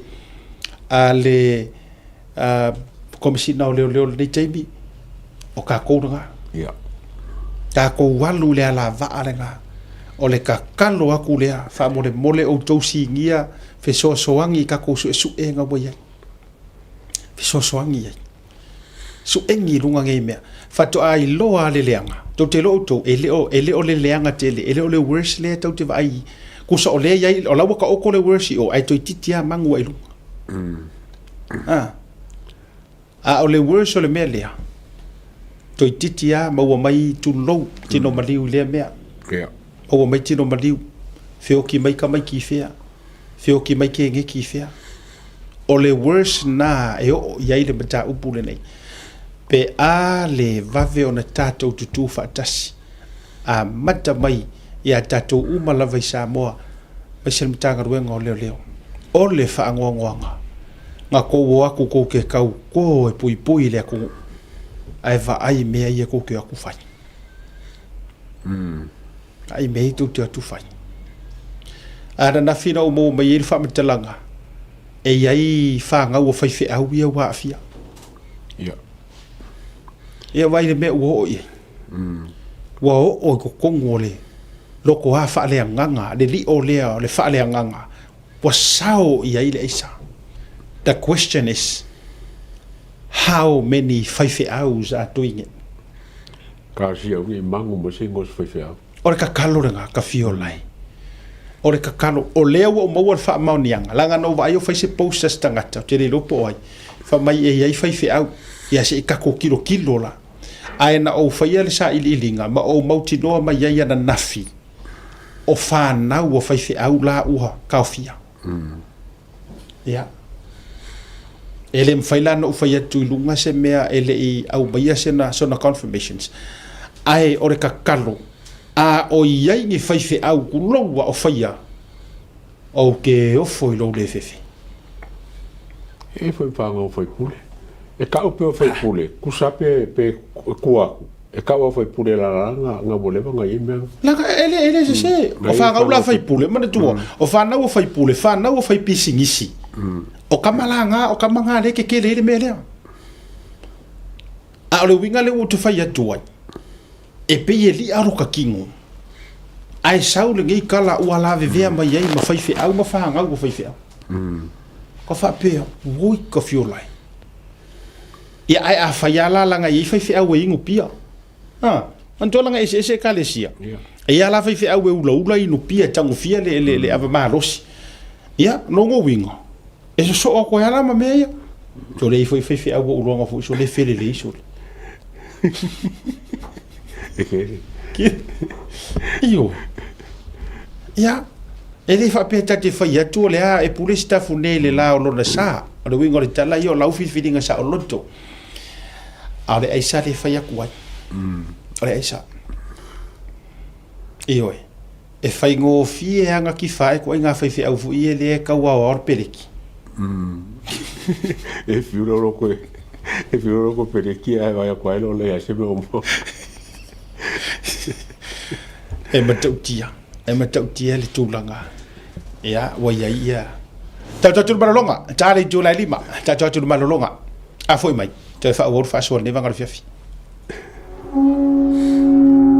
SMI Hardware is proud to be Samoa's leading provider of high quality steel, metal and roofing solutions.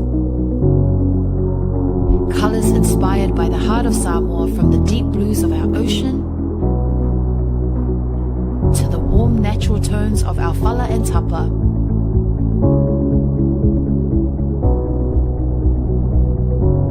To the vibrant greens of our island plants. With over 12 colors to choose from, you can find the perfect look to complement your home, business or community project. Built to handle the sun, salt and storms with strength you can rely on for years. For durability and for style, SMI Hardware is your #1 choice.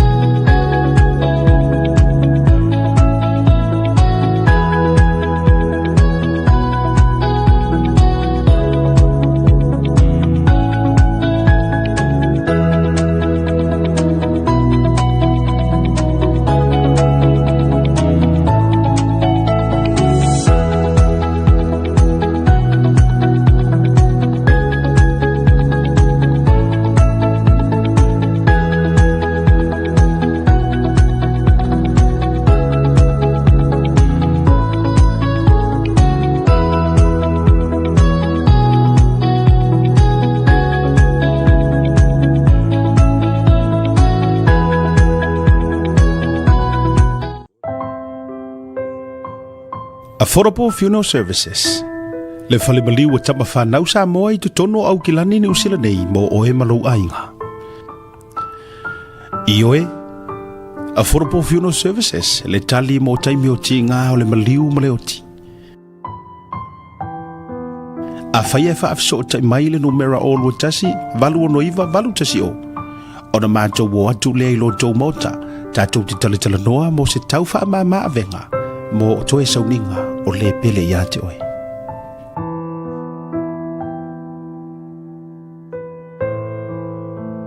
Whaafso tai nei loa matangi a mosa, I le numera o lua tasi, valu o noiva, valu tasi o, po o le Facebook page, Affordable Funeral Services. O le no fuanga mua mo pusa maliu teu wina I mamanu wha Pasifika. Wha pia so o seata, po o designs, e atangi ai lo lato suifua mātanga o fie, ma le au le lei. Wha so tailoa le olua tasi, valu o noiva, valu tasi o. Affordable Funeral Services.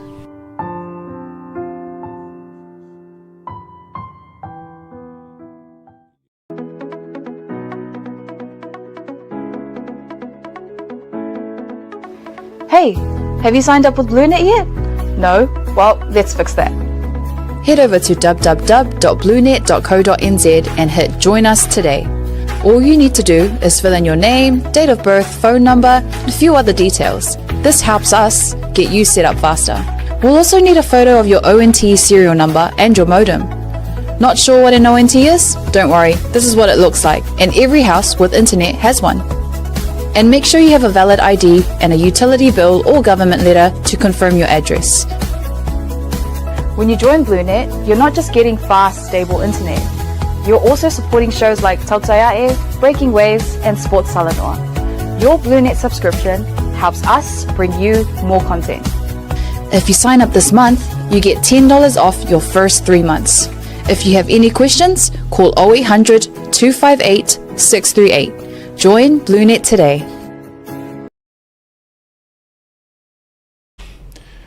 Te wara wati lewa 5 minuto o te nere July 5. Toi tali umar proklame malolonga masani o le neivanga o le fiafi. Toi wha ua ulei so tatu update le atua. O le sivaenga, ia, le ua mai tau watu, ia, ua a mai fo ilunga le observer. Ia se article le whapea e ono molia ia le te uritua ngai, tu la epa to be charge. Ia sa waila lo maritulanga o le complain. Ia a le fionga de minister ono o pale mai nei ia onga. Ia ai ono Alec Ekeroma. Ia o le vaenga mautinoa lava ia le ataua ele fou le tangi lea, le su. O le su na fai. O avea ia pe ia lai o le su o wala fonga le na fai le taimi lea lai avea ia Alec ma CEO. Por o ave minister. Le lo ve le CEO la fo me o fo se fo maloloina. Se fo maro. So o le vaenga la ia mautinoa. Fa maunia. O lana ave i le tangi. Ono tua inga fo ie pi whape mai ua sioti ea ia vai ma fuala au o le whale mai ma vaenga whapena. Whape o whaonga se. Whape ua whaonga se ma ave ea e. Ua ave e lana clinic. Whape mai lau ave lana clinic. Ia, tūlanga whapena pi tau watata whapena ia tua inga mana whonga mana tua bai. So le, that's serious. Ia. Leanga o tua atu o nala whonga. O lo ta oto mai ese fa upunga e ke ngoi. Mana tua fo i ore me fa pe atu le pa le na mafuai na o ina na te le e masalonga na ta oto mai te u tulo le uta u olo. Yeah. Le ata wo wa fe ia olo. Tulo fo i pa fa fo mai. O ia na a mata na lu ngi ai lo ma fo fa. Ina ua o mai ua molo au e ono lana tangi le sa fai la fonga kongu a whapea ia ai o mai ngau ke au molo au le se mea o le po fe wo bo ma fo inga bo ma fa le kua ko jar mele e inga le o mai luma pe e mo ai uma enga ho fai miri ngai kuang ko umai la ya ele o mai fa uma mai la to me ia ta ula tunu e tali fo linga fa pe la ia le tangi le le molianga so le me mau tino la ia o te confirminga ma i runga tanto por kalami wa leva na ta oto atu le tangi le ia ale wa ave nei ma minister o a onga a o ave o ia ma CEO populisili o se fo maloloina ia ale fionga le la au no fusia ai ono Dr. Alec Ekeroma ia le la o toe a mai fa be nei lunga ia tato tiro ia ai ia jaule ia to wa le van ka mo fa ngi morianga ngi me kele wa kasinge a wala wale ka ke su e pa la wala ba vai va ku le pa male cha pipi ora makang fai morianga fa pengi so se me la va fai ko le pa e ku lai mai le fa le nga porte fa me se longa social media po me fa penga kai mi ronga ka longa fai o le vinga ko le ku pra vinga le fai a fa pela a makang ka ko fai me a ka ko manga o e fa vai o ku le pa mari cha pipi ko angala e lau ia cases fa pengi le wa maka e fo kala ile si va nga fa vai ku le wa ku ia Dr. Ayongo Alec e fa de kangile le ka o mai la observa pa fa sa la observa nga foi nga se sile lo fisa ku le pa ma morir kangile lo winga la fo ringa mai o se me le kele o nga ka fai ase ka kingi o le kele o ka fa langa ku le pa nga fai pule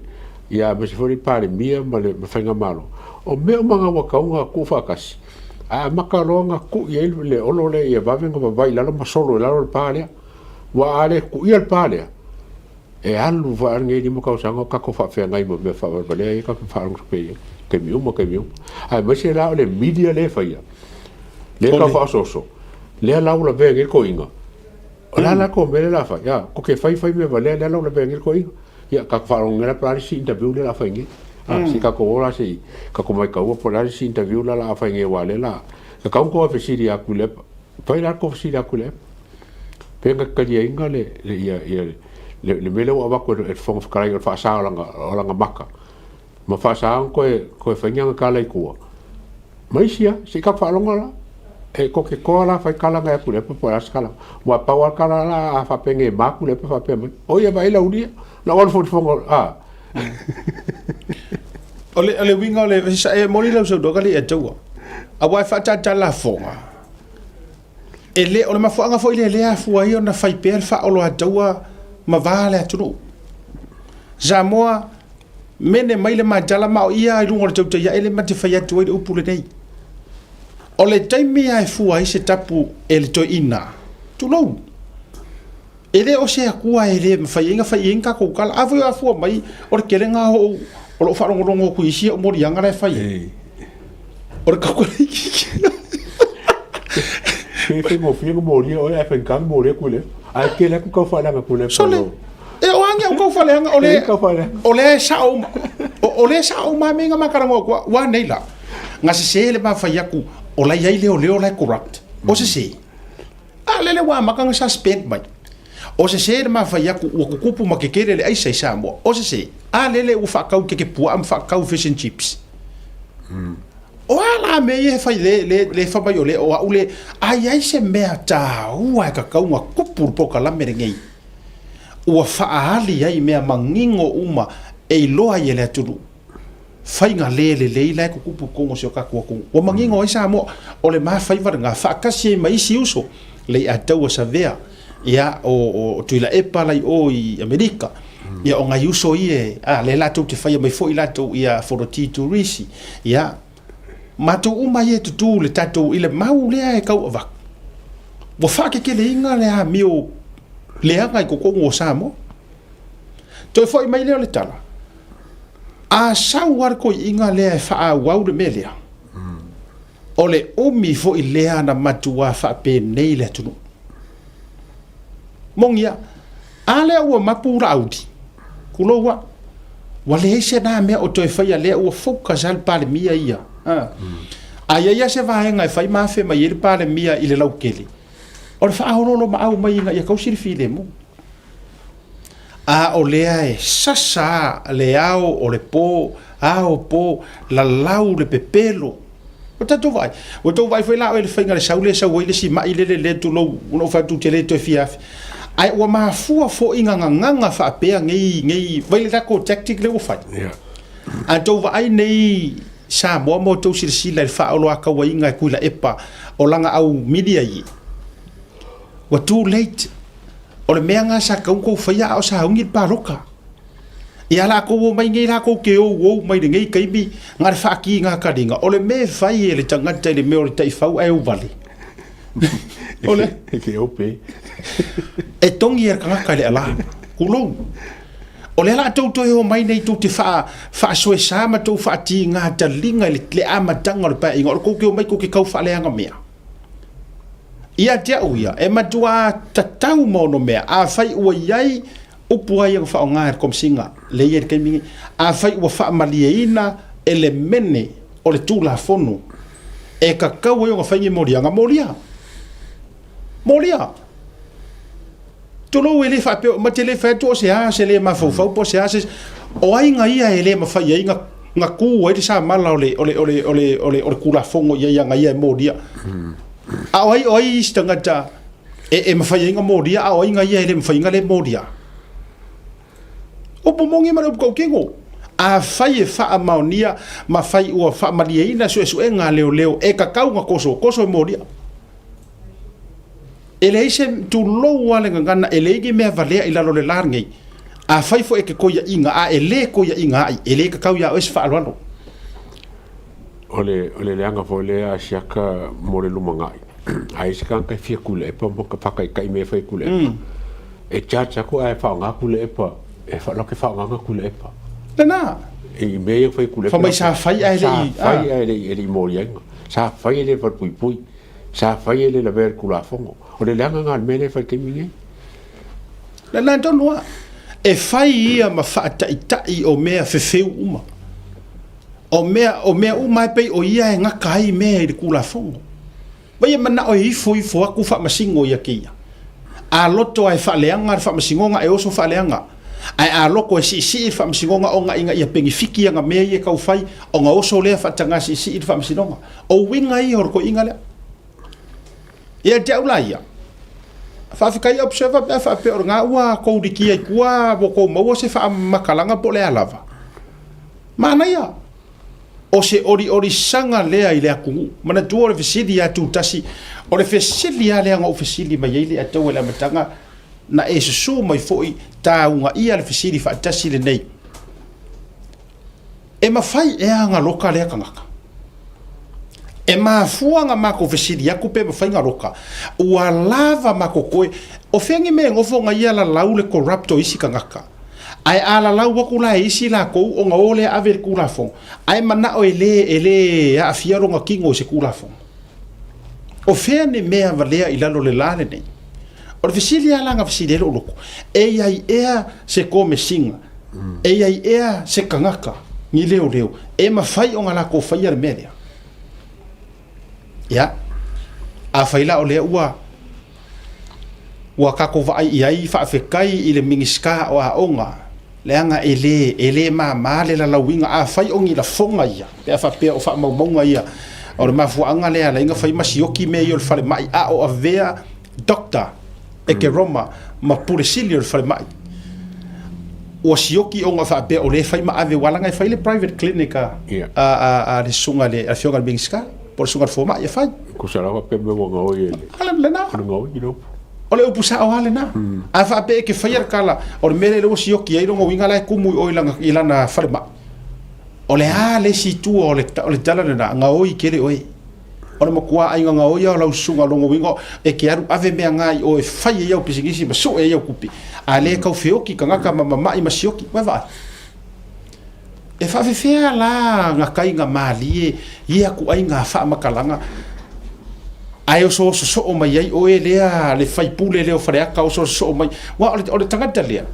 E o so mai ai puni ma au mai le upu lea o le ngei koi inga makua. E fia ke le lai kiki lea. E whao ngā mai le whao punga lea. E pungi ai. Ia me e whai alang kamara. e lang ko inga fa pe ka ko fa mai sinai to e ina o matua lona soifua ai le mafo the truth hurts sorry se wo ka fa ia ku fa afia le akala e ki nga le mea mongi e sao a ki nga ya ki oi le fai pule leo fale aka koru a ki nga ya oi e o fo ya oi sui kai mo ko umare ko ki nga i makala e ma fuanga ki nga o le mea mongi. That's the truth and it hurts really bad e ki nga a tato va ai umala ua molia o ai foi o ko foi e fa fonga mai Samoa a o exista le kulanga ile mata upu lea ma le tula fono lea le defamations a ua lava ni mau a noa tau teilo ai mesia fai pule ia ma makankai o e ave i ko sulanga o la ko ma manatu ma fofonga o la tau they are above the law ale the super beings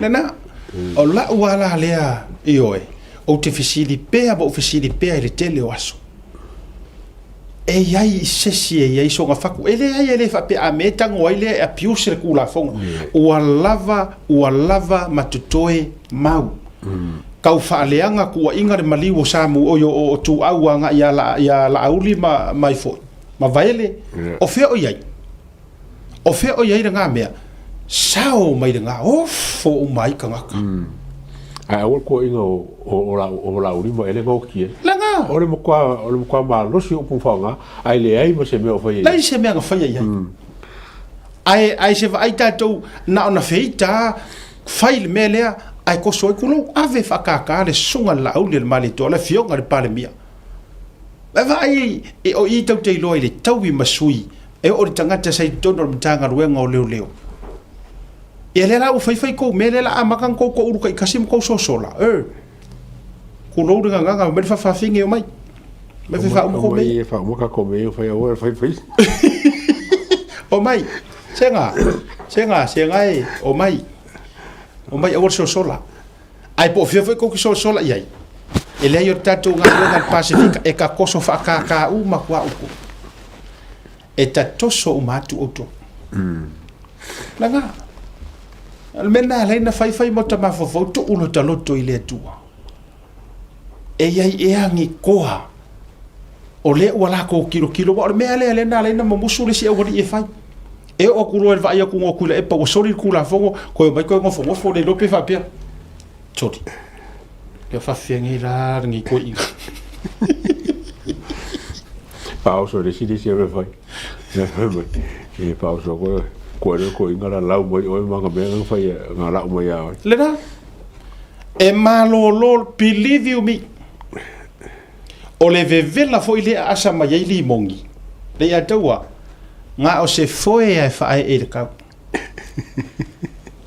la kala mongi alu te fayantu e malo loa le ko inga ele se me ko ele ai so nga fa so isa o ki fa mo awa ore avenga ye leo ngari i makongi fa pui ma ave ore kosonga ele ai se si popole ia ai ore toi ina pe o le malua papa umai masalo o ngei mea o harmony agreement mena te talo tuai ko mesina o leo a fai o kau o aku le marosi anga o le harmony agreement le ngafai ku loa ai se me ko nguki sa malai ya ba kuha sa malai se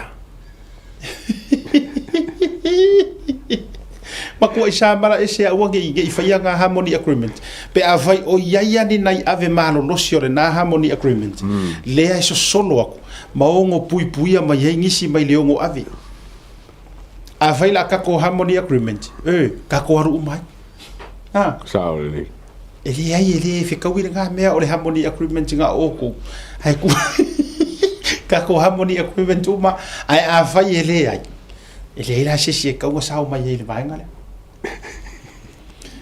o le si vai nga le te vai tunga le atua ya si u yesi si vai ngore ta fa so e ma lo afale e afale lima ia su mai le ia le tatu ma lo fa lo ngia ia wani si tatu tala to fo yo tu langa i vai fa lu tatu ma tatu communities ai o te vai tu ngai le si vai nga le mai fie tele le por observa foi le mai vai nga le pu e nga le atole Ola le tala tua tu le vanga le e tua famulu mo. Wa pa me no kapo me la ka pero me vanga le muso le o pa mi ka pu ngaka.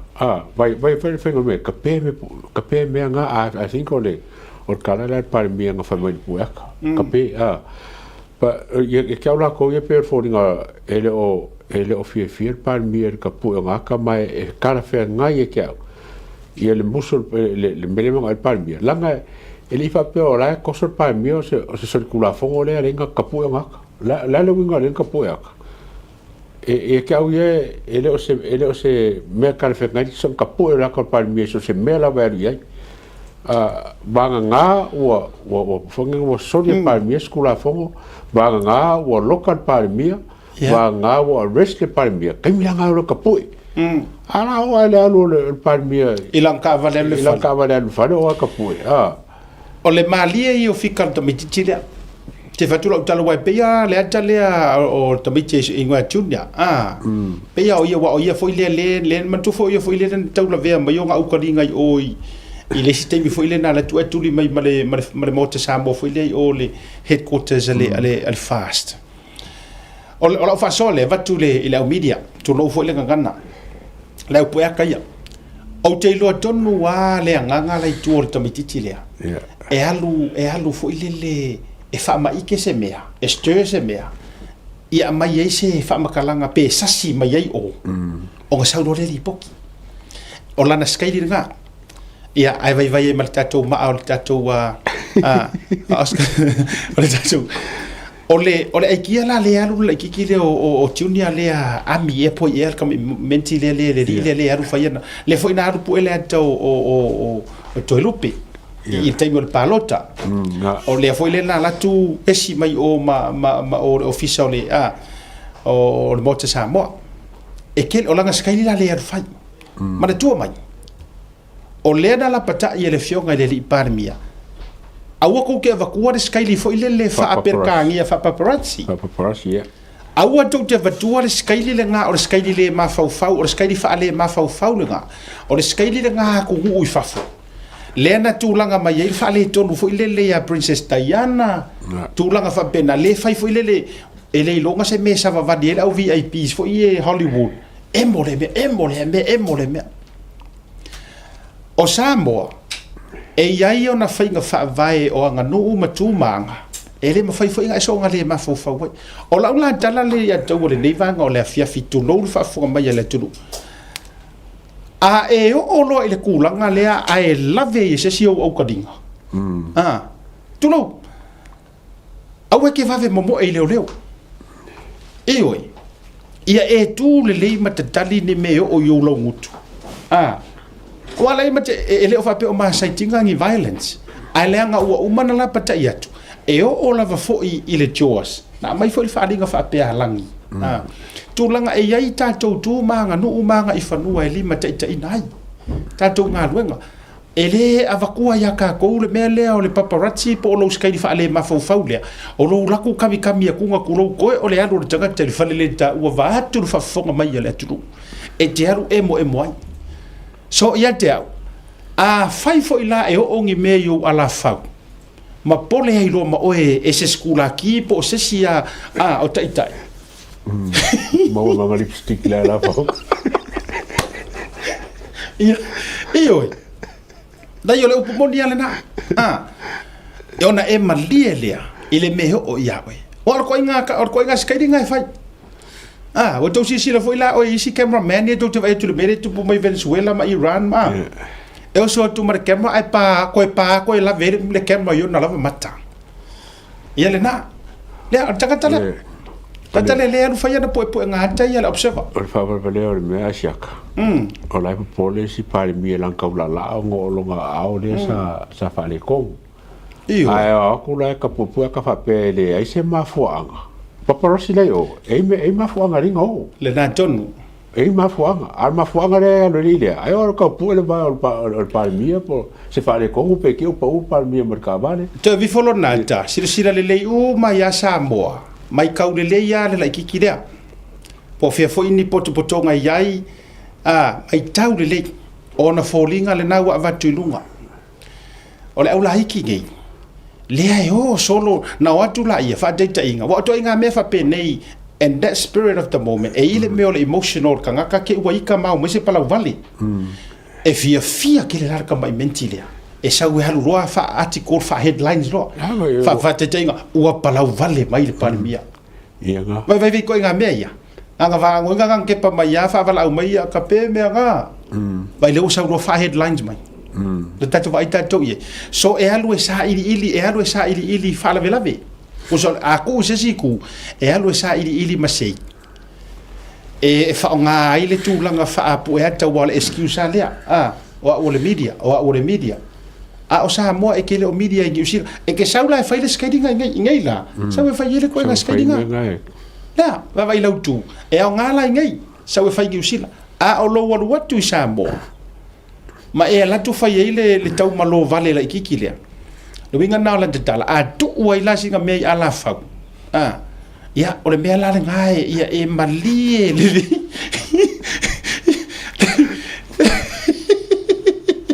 ai o le po mongi awala nei va vel to feturi tu si mai wa assault wa kamala ye o mai rofa mai the security, the prime minister's police or bodyguard assaulted one of my go the finger up assaulted ai le lore lipistiki le mau ala fa wa ka voi le bodyguard fa kwa nga foi mo si leo si e ia palmia wa ele kaunga ko pa me kaunga limba ya kai ko mar palmia ba ele lauri ia na tonu wa o ke ku ko fa palmia sa ku pa o me ka vale me fa pe na tonu ku ma mai ele la po ya ka mar ba ngale o ngi la ka ka se si o me le palmia me fa ko ngora po ka a vese la ko me po ko wa ma do vela ta mana e tu mai e maru tu lima foi dele io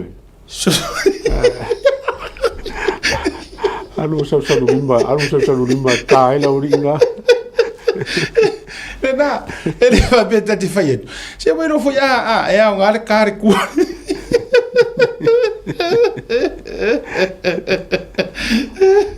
E ale na to dula va. Ale to inga van, to inga tu la kalenda. Ya e tu puto inga fai news fa pia. Wa fare tu la e lima. La tator malologa. Foi mai. Fa felo il tato malo. O le fionga ia to filau te vanga te vanga ia i lunga o le tātou purukalami se au mai tātou te fōi mai ai manurewa ki ka koe fōi mai i manurewa me se fo tātou community nei reporti o mea o lo te tupu i tātou community whawhila ia i le fionga ia to filau pe amai ia le tātou malolonga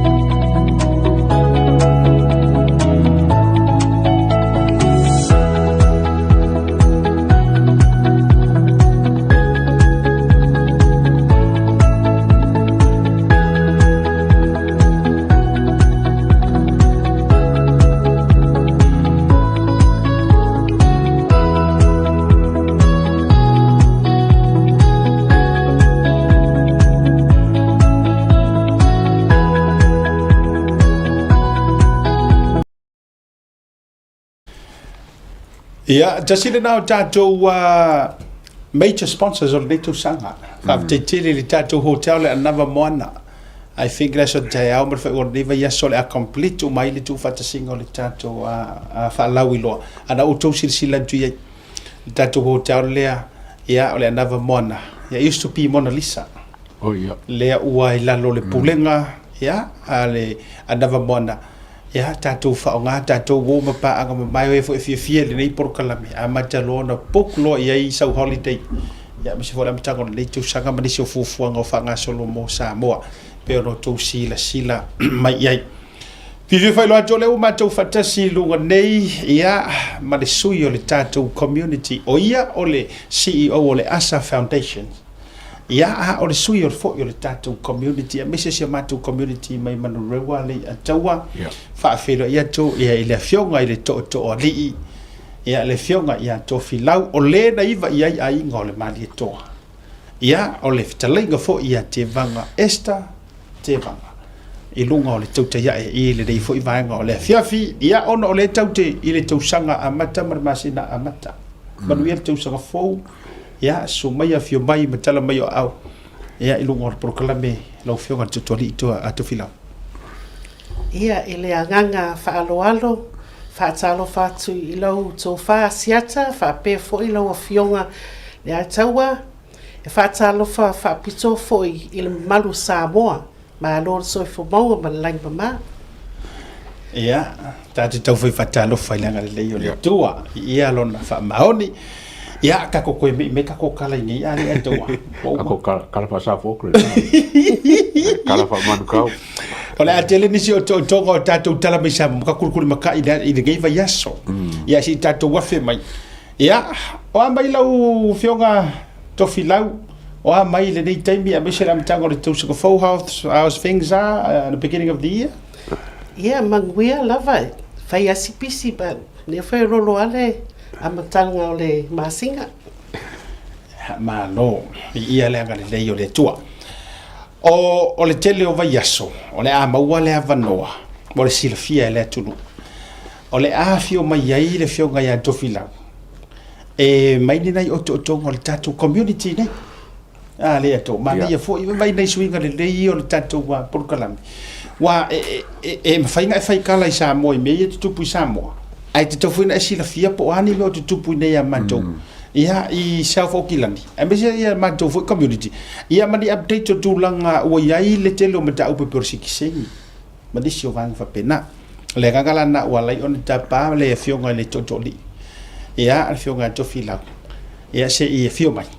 Ia mai i fo inisi vaenga te tele o loloma. Peita i tau te o i eisi taimi. Ia le nei vanga o la fiafi tofi lau la tatou o loa tau te tala noa. Yeah, what have we got so far? Ile nei taimi a mese fo i tatou community lo te fo i tatou fi amata mai le citizen fa mole mole mai se update o tūlanga wa iai. Ia le tatou citizen le sa tatou tau wa me ina fa mole mole. Ia e lua mata upu lene vai aso o tatou Community Watch o se update i le Citizenship Western Samoa Act tasi iwa valulua matala i le Rewa Auckland anniversary kilikiti. So did you want to go through yes, our first? Let's go through. Wonderful. Okay, our first topic, it's the Citizenship Western Samoa Act 1982. So as the 1st of December 2025, the Department of Internal Affairs under Section 7A of the Citizenship Western Samoa Act 1982 received 2,353 applications. And the amount of citizenships that were actually granted was 2,294 applications. 13 applications were declined or withdrawn, and 49 applications on hand. Wow. Mania tele a mo le totelo tatou matua matutua. Talu ona approve mai tatou citizen. O application sia sa maua le official New Zealand mai tatou tamama tina matutua. E lua afe tolu se lau lima suma tolu ila tau sa apalai. Ai o tangata ia na maua loa la tau citizeni. e lua afe lua se lau iwa suma le wha. Lono winga, se furu tonu apalaia na le I talia pe na toi wha au I tua. Ia, ma le wha suma le iwa o loo wha ngā solo pea. Ia. Wha taima nea mga orunga lea wha whainumera. Tofi lau. E ise mafua anga, e mawhaina I saunoa mai wha manino mai le vaenga lea le sfuru tonu. Le decline or withdraw. What's the reason? What are the reasons?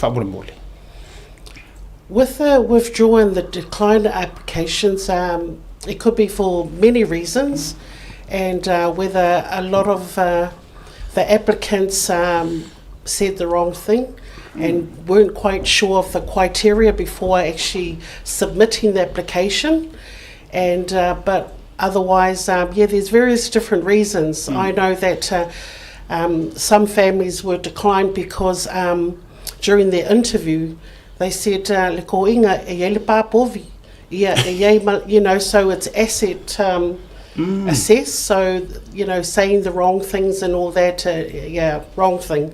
So that's a big no right there, and I guess some families just didn't quite know how to submit the application, and not having the family's support from this end.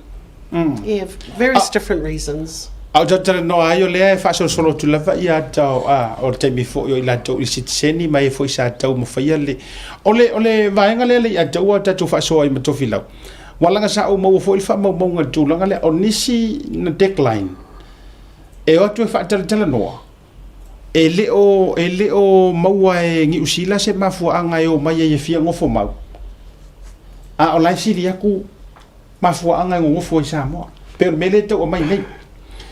Ia mara tō fo ele fa peta te whai atu e o mai e orangia ia New Zealand. Ai a whai te nau le vanga lea. E ka kaunga e whakau e mafua anga kauenga e sau I hei. A o le tele o mafua anga e vesiri atu. Ia e siri aku mafua anga le sa mo e whaire pā povi. E whawhale ke kere whale fōra I sa mo. Ia mo kau yonga mea moa mea whakau e lako whangau. Io e. E ringi mea whai e lako. Ai ke o lako e risi mea ringi karongo fo nganga ngau sa. Pawa me ngā ringa palai entitled. Entitled ele whungang ele siksengi. Leo mai la koe whamakala me maranga ngā sape whoringa mai fisio mar keno la komea. That's it. I oi la lea kungu una afia grantinga se ngofo mau oi po se sikisengi o lai whape o you better off stay in Samoa o ngai kele au whamanguyanga I Samoa. I know some other people with easy applications never make yet. So that's a decline right there. You know, they just need to say we're coming to move here to stay with our kids, but not only that, it's rightfully they're in the right to be granted the citizenship.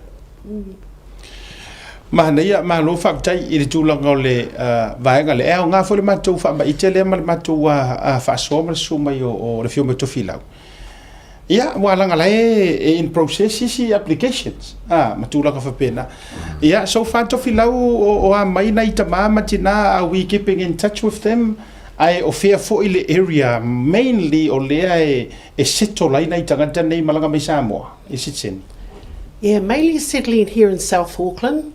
The majority of applications coming through El Matatua, but we still receive a lot of telephone calls and just try to guide them.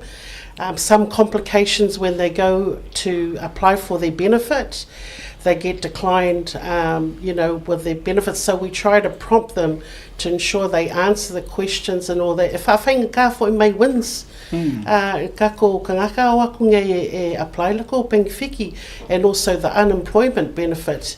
Well, mene because they le grant le, you know, they're not entitled to their pension because they due to the 10-year stand down period. So every day we receive telephone calls and try to assist them for their housing. But Mesilia, there is the positive, you know, they get their medical checks free. And also, you know, receiving their benefits, and some of them receiving 400-500 a week. So that's a lot of money. And Kelealako, they still send money back to Samoa. So it's a really positive. There is the positive but we're here to actually help and continue to guide kakukangaka, and also to help them through and what they need to live a good life here in New Zealand. Mahalo whawtai. Tofi lau, o le ase la ngona o ila jau, because o le whai le fufo tātou community fo ile le whaliu le la. Tō telefo ila jau, sisila mai ai le atele la watulunga, o le tō telefo i o ila jau nei, o le jau te whaasoa, ma tala noa, o le te involve la fo li tātou Asa Foundations, tō whai atele ai, me se fo o le tō telo le tātou community rewa. O ani la ngona o nei tō ina. Are they happy with this, what they've got now? O wala ko fia le nei vaenga lo ye au tali ai nisi ava no ai ono te tala mai pe o pensiona wa le mo pe fiki matula. O ha mai la to. Ia fai asi marulu I si kaimi mo ko inga mamakua, but they're well, they're well. They do find it a bit restricted because they can't walk next door, or le asa vali aku next door neighbour where they can't hear le masangi. But that's why we have that program Whaliurila, where they can come and meet other elderlies, whailako pinko, whailipale, and socialise and just meet others and just try to get used to the way of living here. But it's just wonderful to see a lot of them that are here and they're enjoying the program. Yeah, mabori e fa maroma fa tei fo in tatou community leaders. Yeah, ngata fo le fionga la loli pule semi mo futua. Yeah, ngata lea yeah o le fa tei fa toa I le li fai pule e ole yeah le tu la fono le pilia tiana utu yono. Yeah, mo le to tele la vo ila tau le fa la lo to swafa. Fa tele e keep updated to lava tatou in the progress. Yeah, ona ye tatou tamama tina matua na malanga mai I le tatou whamunianga leo le sitiseni. Ia, le si tatou topic lona lua, tatou community watch whamamole? Yes, Asiata, our topic number 2 is Rewa Auckland Anniversary Kilikiti. So Club Pool 1 is Strong Tower, Happy Boys, Barbers, Tama Oliva Lele, and Club Pool number 2 is Tama Ole Maatele, Loto Tomawhai, Strong Tower, Mountford Boys, and the community pool is E Whaka Sa Weymouth, Tupulanga Aotearoa Meko, Happy Boys, and E Whaka Sa Ranui. Malo whawtai, le ataua wa sila antu I manurewa. Wai au ngā mo oe I mangele ma mea nei tau te no whai watau si sila atu. O se vaenga leo le mātou porokalame whaingoa ina o le Rewa Sports Development. Leo wa mātou tu whana amata me le la tausanga, I whaiunga, tausanga la le nei. Le tau te sila mai ai. E au fia ai tālonga kirikiti ma volleyball. Volleyball. E te tala la le wanoa mo so se community fafo mai. E au kirikiki. Ma au volleyball. Volleyball. E atu e whaahuru peres tala. I le mātou Rewa Sports Development le mātou tournament. O tau sila I mea I Kirikiti fa Samoa le? Yes, kirikiti fa Samoa. Tell us more about the involvement of the tattoo community. I wish you tattoo toni o kosisi la kua. Professional ako nginga matowai nga le eto. To feel out, tell us more about the involvement and the tattoo ecclesia. Wish you tell tattoo aule weye.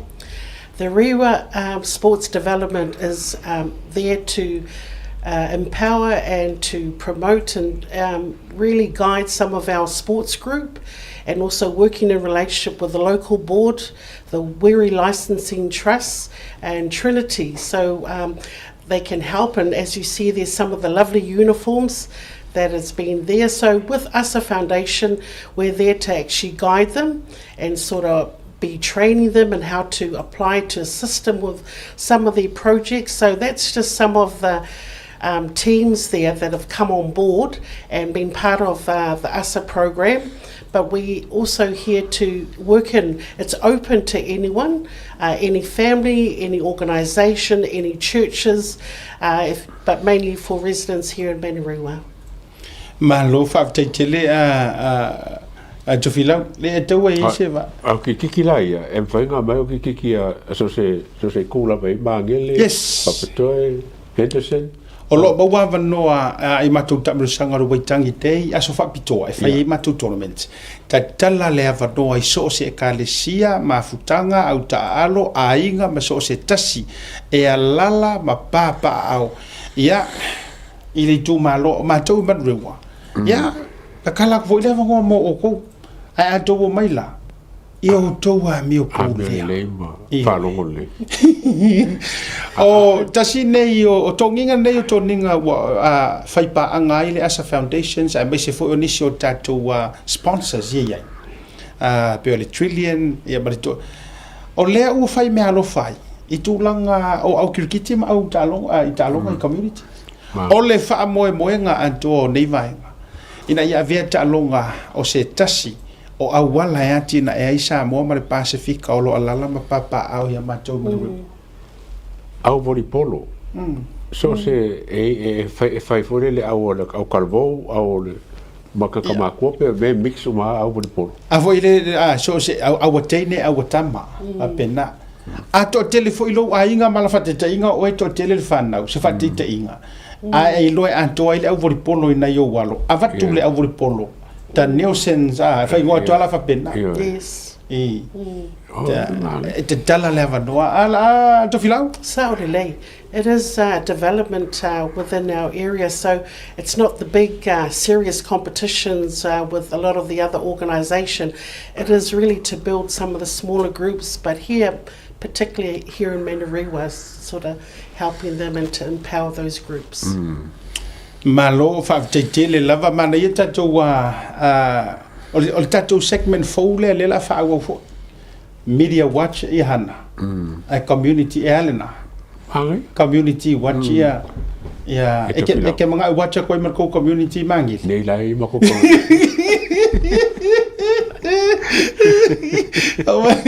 Awa ya tu to fila pila te wa tatou fa tete tatou game plan te wa se va ngai mangi le ma any thing else to fila wa me se foi por silafia ole fionga ya to fila wa esta te vanga po to fila te vanga esta o lo ia fa mo te tele lava o lo ma matou community male awiluma ole auto sila lava ia ma fa lo atu me se foi ia tulanga o lana savalinga I tulanga o pokiki male o lo tele ia le ai le uma I peno fatu ole a maua o tonga me se foi o so se issues in the community ole a fai lava ona tatu tapala fionga ya to filau so no to filau ni so vaenga e te whiringa le whasoa, any things else? No, those are the main two topics for this week. So just really want to thank you for the opportunity to be here, but it's just wonderful to actually let know into what's happening in our local community of Taylor. How is our local community in Rewa and as well as here in South Auckland so far in the beginning of the year? Crimes, things like that, are we increasing or are we staying? Or are we decreasing? We still hear the helicopter every night. Work in progress, but the action team there is a great team, so it's beginning of their new term, the next 3 years, so we look forward to continue working in collaboration with our local board and also all other providers and organisation, churches and sports groups here in Manurewa to progress our community and to also to make sure that it's a safer community mo tātou. Aftai. Malo faftai tele to filau. Ya le atawa o mana tufo ole atale tu la yono. Io e. Ona ole nei fo fia fia ia ina tu ngia fo ia e tau na natia tu la fo ile na fa matelta tu por kalame. Ia fa vo pe fo ile tu la ngol tu le swata ya instead ole asum mai listam. Le swata ya ia ole ase e tu ai sunga ya godfather I fatou tengo tatou por kalame e ala se taiao male ia ai ole o sumai ia o tirita ua tu fuore meu te sumai ai la so taia ona nei si o fuanga ia ole nei foi vanga ole fiafi ia ilo fa fonga maua sa le taua e se vai te le la pa fe ngai mo so a maka ka poka o le la fa fenga yes dai te amata sunga le ato ta por kala ele ko sa a uma fo ya wana le ato le lope tu sa we me tofila o le tato tofila uma hana le la uma so so ngia le ato ya il tato por kala tato fila ile so ta yao la mo fo le no te sum mai ai ya ai ole afatu te ya tato por kala me ele asunga le ato le so ta yao ya male aso tofi ya malfa ngol le ya vayaso ya ono ni so fufu nga foi fale ai nga malanga tuai ya ai fa te tele I lau mai monga le livanga o le fiafi like love and subscribe share tatu por kalame ya il defe vanga le fiafi o le ngalo ona la lo telu mele pone ai mar fa fianga tele se o ngi fu kamo Mr Falai se o le makwale malolo ai mas we mo ke ile sen mayor mele le fu opipi mai maro wa kai o ya ai o te alu le maliu o te alu le maliu si o le na vatu le fasara lo ngala mata ya ai wa ma we male va do fo o ya ke fiaru so ko fo ai le tau mafutanga le malo ya tatu we vai lai na ya ai fa fifia ga tele le na le songa Mr Falai na ya auto ya address le na utu inantu Banksia Garden Broad Meadows ya tatu filo ila ile afia fina la stona ya ta latu ia nasi kofo ya ma ile kuka bisa fo le okar kamalo malanga o tai ya fafta ye to le vanga le fifito runga tatu por kalame ma to fa atu mali atawa bisa fo le fionga to filau soifua ma ia manuia mon le fifi soifua